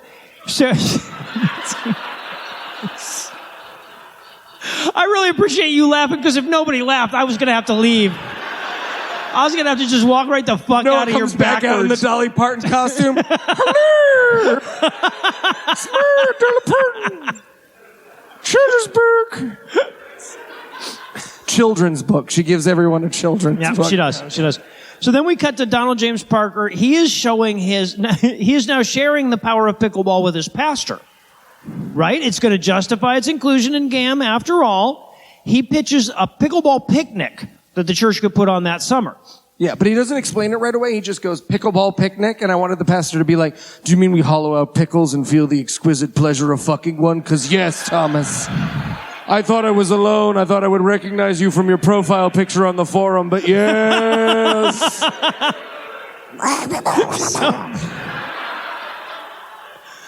So he teaches the pastor how to play pickleball. We cut to the end of the match. Weird how nobody ever sweats in these games of pickleball in this movie. But it's over, and the pastor's like, yeah, that is real fun. We could do the picnic. And this is where Donald James Parker, he explains that he'd also like to open up the gym for pickleball at the church. That's going to be very important later. No, it's not. And then we cut to Donald James Parker Skyping with a potential pickleball coach. Well, not just any. No. Potential pickleball coach. No, Romy fucking Maxey. Yes, the Romy Maxey, everybody. Wait. Of No Mercy Pickleball? No Mercy Pickleball. Yes. That guy. So now here's the thing. This bottle was full at the beginning of the show, so...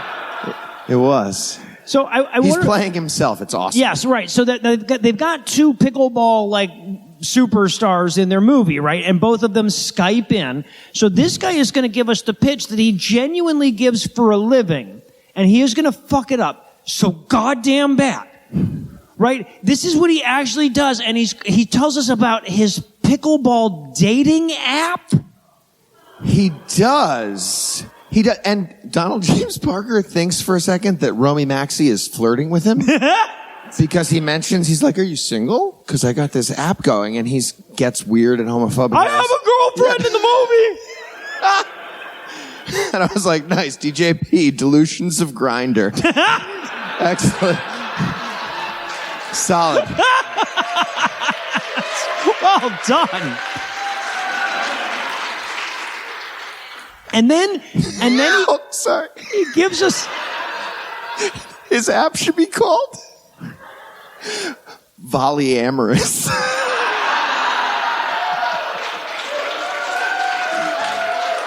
Oh my God, he had a follow-up.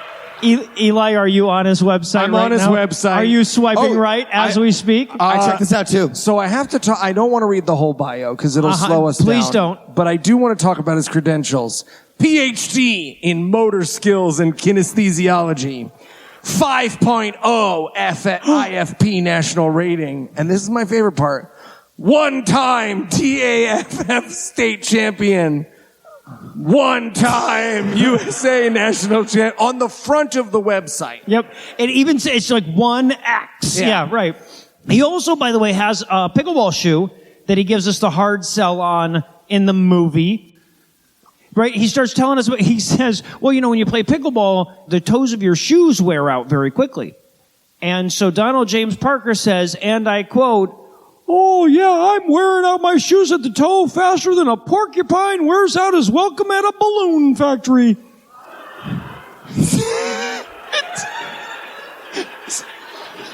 Count the words with me. It's such a long setup. It's so long. And also, does he think balloons are manufactured blown up? What is he picturing here? I mean, like they wouldn't welcome a porcupine, but no more or less than a raccoon? I don't... I'm sorry. I have 4 pages of notes on that analogy.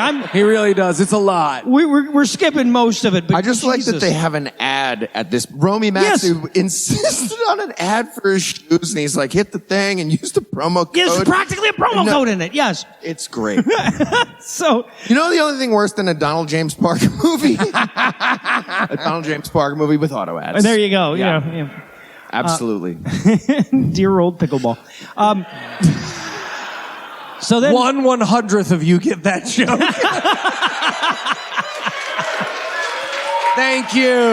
Thank you. Sometimes worse things are worse. Can we really quick talk about the screen we see? Podcast. Can we talk about your podcast? No. Making ramen with you. Let's talk about my dead dad instead. Oh, Jesus Christ, dude. I just want to point out that we get to see Donald James Parker's screen while he's Facebook videoing with Romy Maxey. And he is, first of all, he's Don Pickleball. His Facebook name is Don Pickleball, Donald James Parker. And he is using Microsoft Edge like a fucking monster. Yeah. He also has a McAfee window open. Like open, like an active. Because the only thing dumber to believe in than Christianity is McAfee antivirus protection. Right. Uh-oh, here come the invaders. So, good, a thing I installed will keep them out. Written by a guy who sells meth out of the Bahamas. And He's dead. now he's dead. so then we cut to the church's pickleball Struck picnic. down by Antifa. So we cut to the churches having their pickleball picnic. The music is pretty sure the townsfolk are realizing that they can rebuild it if they try to do it together. Okay, but the song... Yes. We've got to build a bridge. Build a bridge. What's amazing is it's very clearly a woman who like had a guitar and she was like, we've got to build a bridge. And the guy was like, stop. It's perfect. And she was like, no, that's all I've fucking got, man. And he was like, how many more times can you sing not that? matter. Yeah. Well, now For the I record, understand. I asked Anna to write a parody song called We Gotta Kill a Judge, but Noah said no. Yeah, he did. so- He did. He vetoed the fucking joke too, isn't it? And it's crossed out in the notes. Bolded. Bolded, I say. Underscored. But here's the thing though. So as this chorus is, so they're all playing pickleball badly. Now we have to point out, like 40% of this movie is pickleball shots, always from a distance.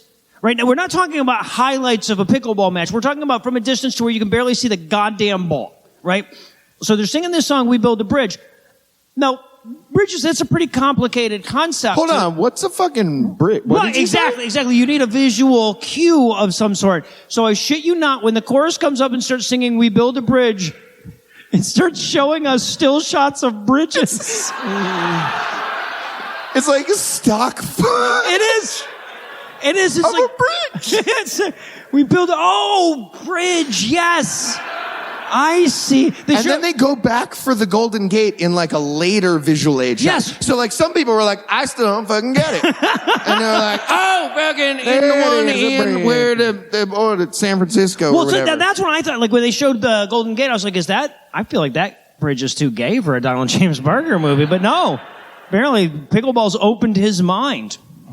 Not the only thing it opened.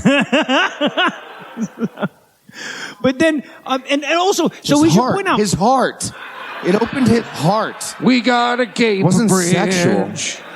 Gape a bridge. Gape now a bridge. we need to emphasize here. Use a speculum on Donald James Parker. Gape a bridge. We need to emphasize here, quick before Eli goes any further. How many Rubik's cubes can you fit in Donald James Parker's rectum? And can he solve them? So somebody guessed 2. Okay. Two's a good guess. That was not a guess. That was clearly confident. not a guess. Yeah. It felt more than okay. So Lucky Charms. So, okay, but this is what we need to emphasize here, that during this picnic, now they have just talked quite a bit in this movie about how they're going to use pickleball as outreach to cure racism and all the polarization in the country. And the song is about how we're going to build a bridge between all of these different people. Everyone at the picnic is white. They're doing this whole, like, we're going to reach out and bring people together. It's the same, they're all from the same church. They're the same denomination of the same religion. And the song's like, we're curing racism. And we're like, are you fucking sure? They even show the image of the 4 hands grasping of different colors, all grasping each other's wrists, and it spins like the around. front of a college brochure. Yes. But you're making Rick do 2 of the arms. Rick, do you mind if we lotion one of your arms before we take this picture? So then, okay, so now Donald James Parker, the song ends. Donald James Parker and his pastor are giving us the post-montage assessment. The pastor loves it. Everybody loves pickleball, so he's cool with opening up the gym to play pickleball. And Donald James Parker says, okay, but what about Mexicans? He says... That's almost an exact quote. He says, I want to get the Latinos involved, so can we have a Latino day? He actually says a Hispanic day, which implies that they are either A, only allowed on that day, which is not great, or that white people are not allowed on that day, which I would argue is slightly less great. Well, and also, the question is bad, but the pastor's response is so much worse. He goes, Well, as you know, my daughter-in-law is Hispanic. So, yes. So? Really? But only because my blood has already been sullied by her dirt. Some of my best in-laws are Latinxes. Latinxers. She took us to that Mexican place where you can drink a tequila out of someone's ass. In Noah's hometown. Yes. This is why we lost the election. Because you can drink a tequila out of someone's ass in Noah's hometown. That's partially. Yeah. Yes. I see it. Actually, yeah, looking around at what happened in Waycross afterwards, yes, that's what So, we should point out that, like, nothing else happens in this scene, right? This entire scene is just, some of my best friends are Mexican. Bye. Right? And speaking of some of his best friends. Yes. And, yeah, so then we cut to Donald James Parker. He's playing at the church with Billy, and... He's wearing Eli sneakers, which made me very He totally is. He totally is. Well, the Velcro. Do you have... Oh, shit. They're not You're Velcro. using laces now? Well, no, these are fat guy. Did you get laces just to fuck it up? First of all, Anna bought me these 3 Christmases in a row because people kept involuntarily committing me to hospitals. Sure. Does Anna tie them for you? These are, yes. Okay. These are, if you haven't seen these are fat people shoes. So you know how you're fat, and you gotta stomp your way into your shoes like Godzilla? So Kizik's, this brand, let me plug, gave up, and they were like, we could make the But heel. how are the toes for pickleball? Oh, that's a good question. Good question. But you can just step into them, and it's great. So, thank you, Eli, for bringing... You've been on Dear Old Dads too damn long. You just can't not do a sudden fucking ad when nobody's talk about expecting whatever it. I want to talk Do you have about. a promo code? So, Kizik's. So we cut to Donald James Parker and Billy. They're playing pickleball, and Donald James Parker explains that he wants Billy's help reaching out to the black community with pickleball. He explains, he's like, well, we have to go to Atlanta because there's just not enough black people here in Crossville. guys, okay, all right, I'm sorry if I'm grinding the fucking humor to a halt. I looked this up, y'all. Crossville was a fucking sundown town. The sign, the no black people after fucking sundown, that went down in 1956. Yeah, so, and the movie's just like, well, I don't know where they are. They were here a minute ago.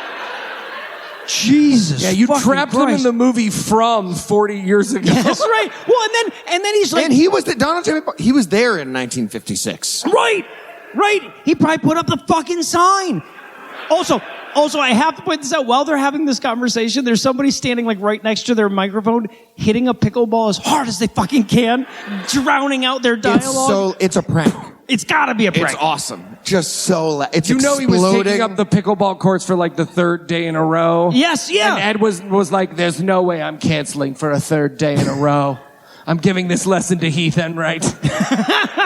You're gonna he get him paid to a his $250. He's getting this lesson. 2.5. So they're talking about $250.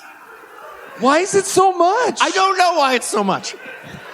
I bet they're doing a bodega price on you. I bet it's. You think they're just? I bet fucking everyone me? else is like, it's $50 and you join the club for free. And they're like $800. So, and also, get that score. in case this scene wasn't racist enough, there's a point here where he's talking. Billy's like, "Yeah, no, I'll go to Atlanta and help teach the African American community to pickleball with you." Speaking of teaching black people to play pickleball, you know where else would be great to go? Jail. To which, and look, it's like, hey, I'm black, right? Jail. Yes, prisons. And to which Donald replies, No. He does. No, I'm scared of those people. I was hesitant to invoke any kind of joy in those places. For their God lingers not. Anyways, let's move on with the scene. and they do. Yep. He asks Billy if Billy will be his partner at the Senior Olympics, and Billy goes, "Well, won't your friends stop hanging out with you if you play pickleball with a black man?" And he's like, "Oh yeah, knowing my friends probably, yeah." So you saw Hearts or Trump, huh? Sorry about that. We gotta play before sundown. He does make his... It's not a big Hurry deal. up, Billy! Oh my God. It's getting dark, big fella.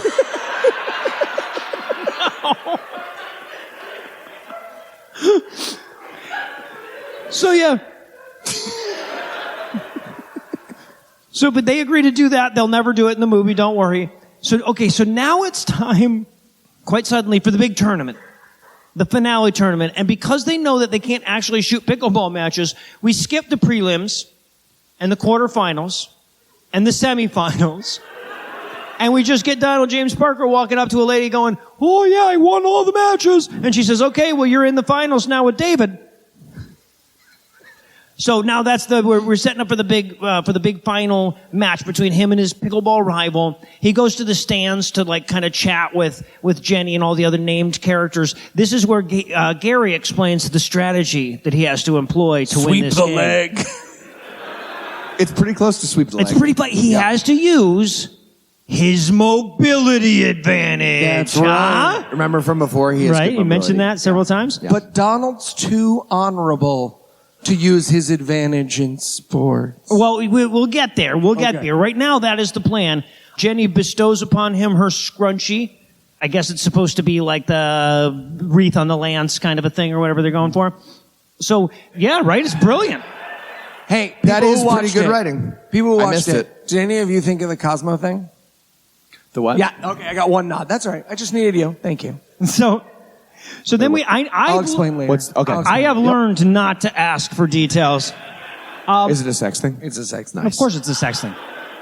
It's always a sex thing. Yeah. It's always a sex thing. If I don't Thank know you. it, it's Yep. probably a sex thing. If I do know it, it's Yeah, probably right. And when those two come together, yeah.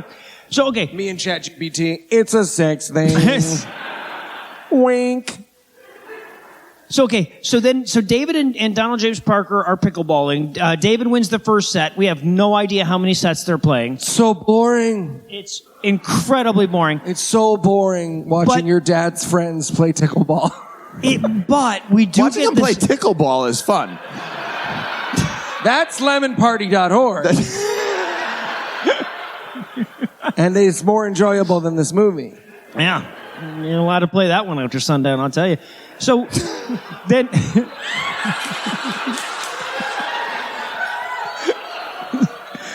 but the highlight of this scene though, because in order for this game to work, for this scene to work, David needs to get hurt, right? He needs to injure himself. And this actor pretending to hurt his ankle is just the greatest goddamn thing I've ever seen in a Donald James Parker movie, except for all the like pretending to be injured he does afterwards, which is even better somehow. He pretends to hurt his ankle by running full speed into a fence with his entire body. Sure does. Sure does. And Which is that'll fun. get your ankle every time. Yeah.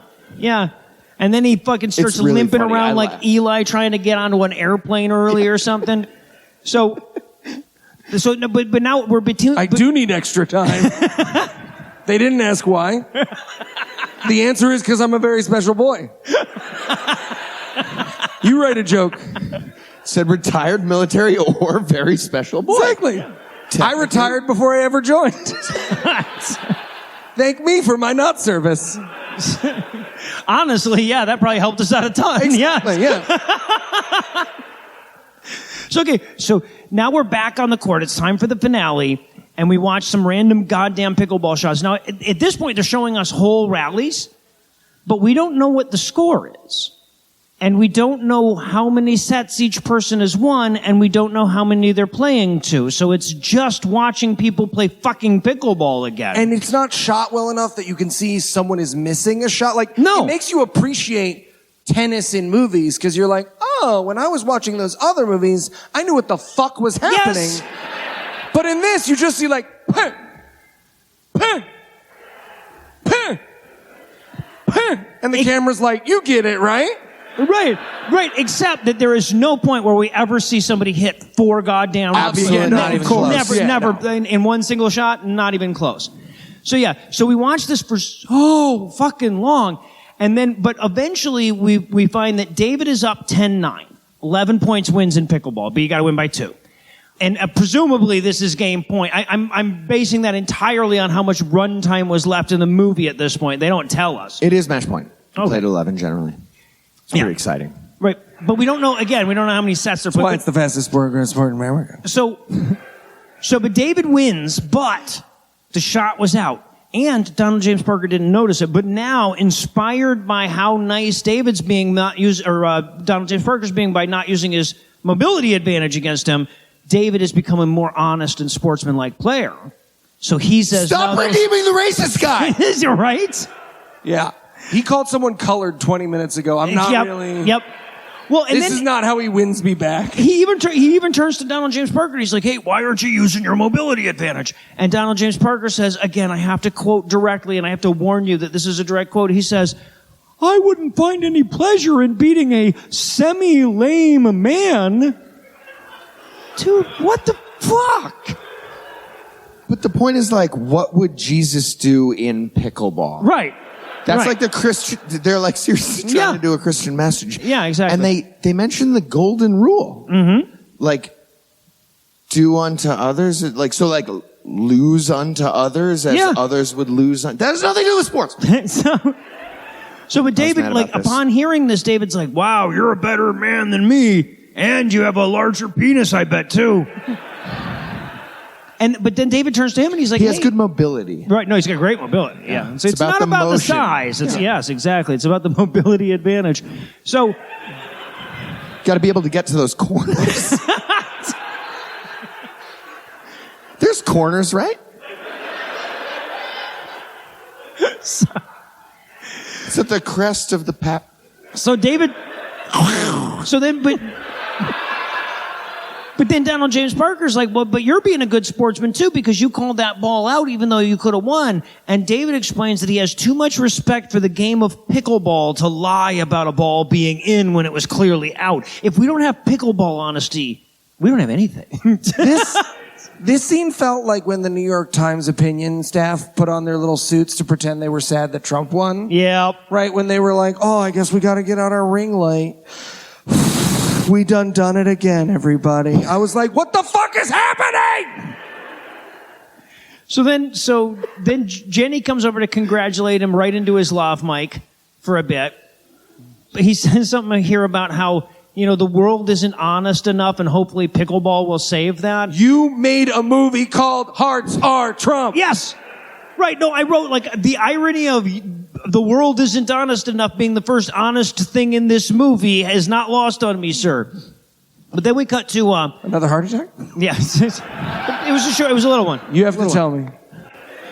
So heart attacks. Stop.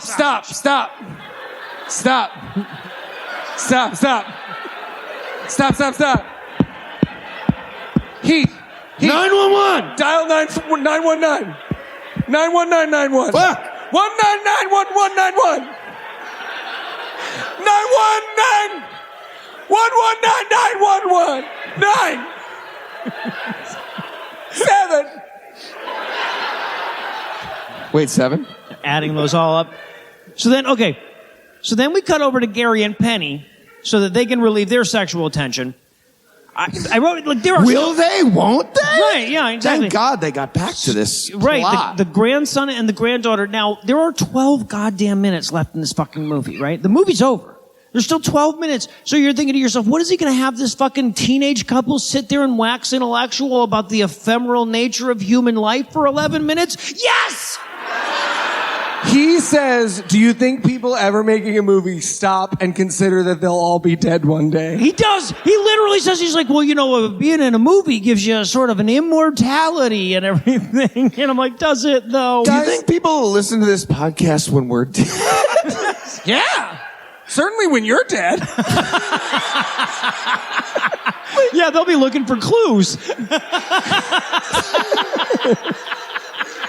This'll technically count as a note.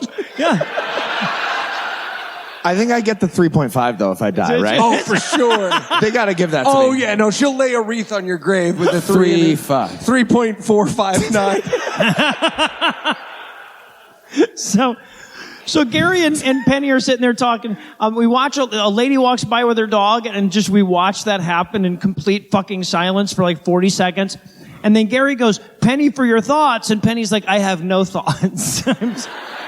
My dad said I'm not supposed to have those no more. Yeah, right. Book of Thomas says, yeah, but they explain how being in a movie makes you immortal.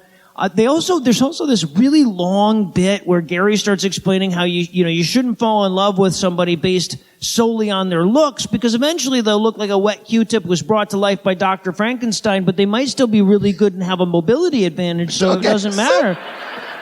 Donald James Parker was almost done writing this movie. And then somebody was clearly like, hey man, you look like fucking Dave Foley with rickets. And then he was like, fuck, I will write a scene about the inevitable march of death. This is important in the Pickleball movie that I write's Christian. Right, because the reason these lines are in the movie is because Donald James Parker had a moment of self-realization, right? He was writing Pickleball Princess and he was like, someday I'll be dead. That's what I was thinking during this scene, too. Oh, Donald. But, like, Donald Parker's not going to be dead. Because Jesus, right? Right. Yeah, no, he lives forever, yeah. If I thought I was just going to upgrade 3 floors, I would never think about it except in, like, a pleasant way. Right. You would think, unless they're all full of shit. Yep. Also, there's also, Christianity. Right? Big if true. Yeah. Yes. So, and also, I have to point this out because, again, like, this is sort of at the end of Donald James Parker movies, there's often just a bucket of all the shit he wanted to say that he didn't manage to sneak into the script, right? So we're getting that. And Penny and Gary are talking about how, even sometimes very promising marriages don't work out. Gary starts talking about how, well, in the movies, you see people, they'll get, the guy will propose 2 weeks after meeting the girl. And of course, those marriages always end in divorce. And I only point that out because Lucinda and I were engaged 2 weeks after we got married, and we're going to be celebrating our 28th anniversary in February. Suck it, Donald James Parker! Suck it, DJP! It's not that there isn't love, it's that there's no love for you! We're going to be the only ones at your funeral, Donald. Just the 3 of us. Doing bits. Out loud. Fucky bits. Bits about fucking. And then at the very end of this scene, the 17-year-old girl says, and I quote, "Everyone needs a break from the stress of reality, in my opinion." Like 17-year-olds often say. And then the 17-year-old boy says, also, exercises like pickleball help delay aging. Like 17-year-old boys are so often want to say.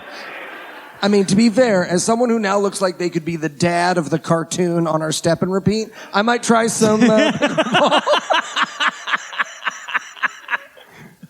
So, and then, so there are still like fucking 8 minutes left in this goddamn stupid movie. And then, sometimes later, Donald James Parker is chilling with Jenny, and they're going to spend about 7 fucking minutes of the remainder of this movie talking about how at their age, you're a bit of an ornery prick no matter what you do, and it's okay to not be able to love other people.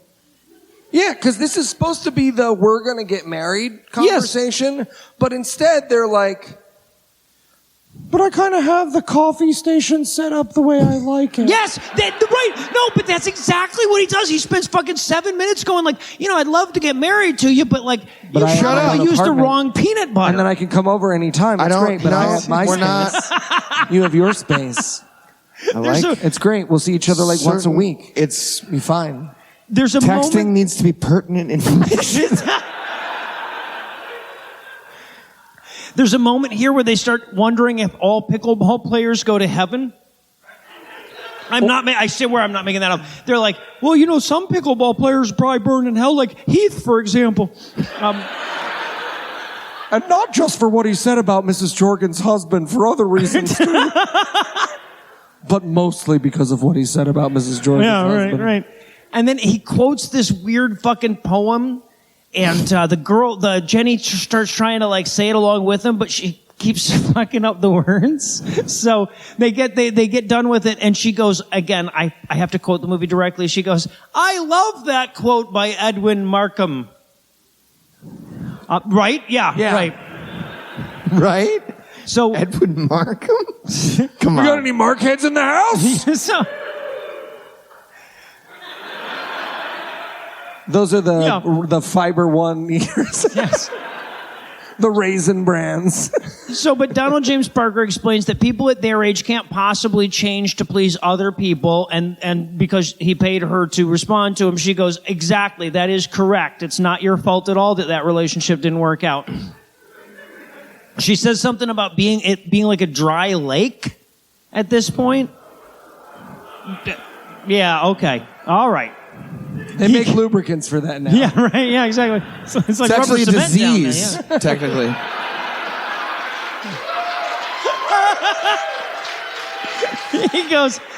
He goes, And say DJP, and I'll stop being crazy, whatever. well, right, because he goes, at this point, he goes Let him like, cook. we could have a pickleball wedding. And Heath writes in his notes, okay, well, that's actually a pretty good idea. And pickleball venue. I think Ann said, fuck your face. I couldn't hear for sure. So That's cool. what I heard. It's fun because if you're facing the other direction, you get to watch Heath's fiance regret her decisions for the show. Just looking around, who's There's this single? weird moment here, too, where they're all talking. He's going like, oh, we could have a pickleball wedding. We could do...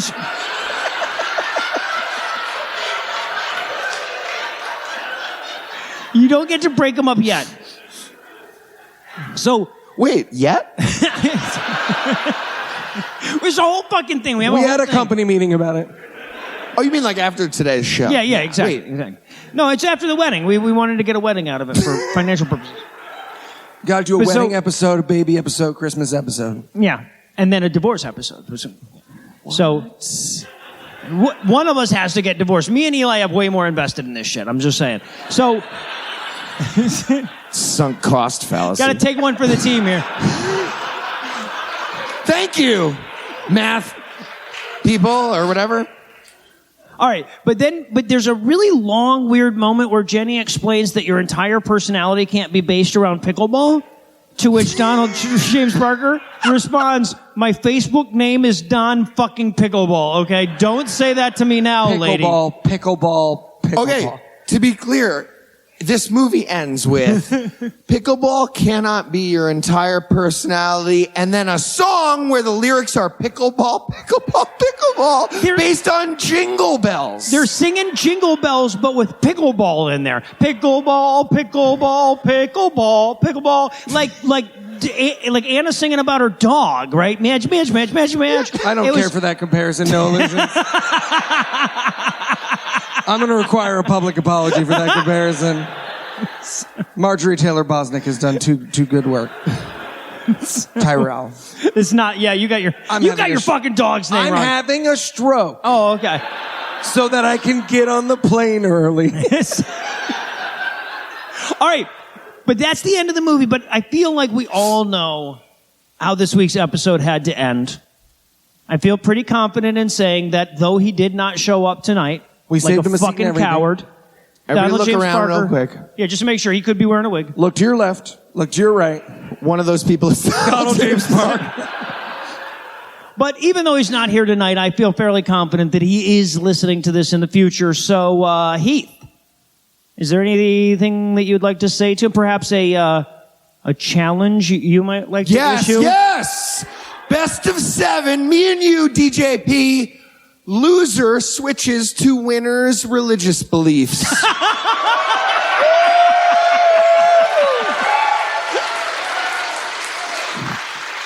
I'm a 3.5, motherfucker, like a real one. After I pay Gladys. Well, once you pay Gladys, yeah. Don't listen to what bitch Gladys says, yeah. All right. Well, She's a stickler. That's going to do it for our review of Pickleball Princess, and it's going to do it for episode 485. Thanks to everybody here at the Nashville Sheraton Grand who helped us this weekend. Thanks to Dan, who's been doing sound for us. He's been awesome. Thanks to Morgan Clark. Now, Morgan didn't actually make it on the trip, but he was still a huge help getting all the audio stuff sorted out. Huge thanks to Tim Robertson, who always busts his ass to make our live shows great. He's right back there. Huge thanks to Anna Bosnick for keeping you guys entertained during the interstitials. That's right, listeners at home. They got Anna songs while you were getting ads. And, of course, a big thanks to Lucinda Lugeons for helping at the merch table. And the biggest thanks of all to all of you for coming out. Thank you so much for making this happen. And, yeah, clap for yourselves, too. You deserve it. There it is. And with that, and the reminder for those of you who are here live that there is still one more Anna song to come, but only if you're here live, we'll leave you with a Breakfast Club close. Donald J. Interesting. Hold on. Somebody made like a... We're almost there. All right. Breakfast, just give it a second. Give it a second. We're going to edge you out of this. Donald James Parker went on to solve the war in Gaza with walking laps in the mall with Velcro sneakers? Sure did. And Jesus. Gary's friend Brad is still in that bathroom for all we know. Where the fuck did Brad go in the movie? I forgot about him. He's just still shitting. Okay.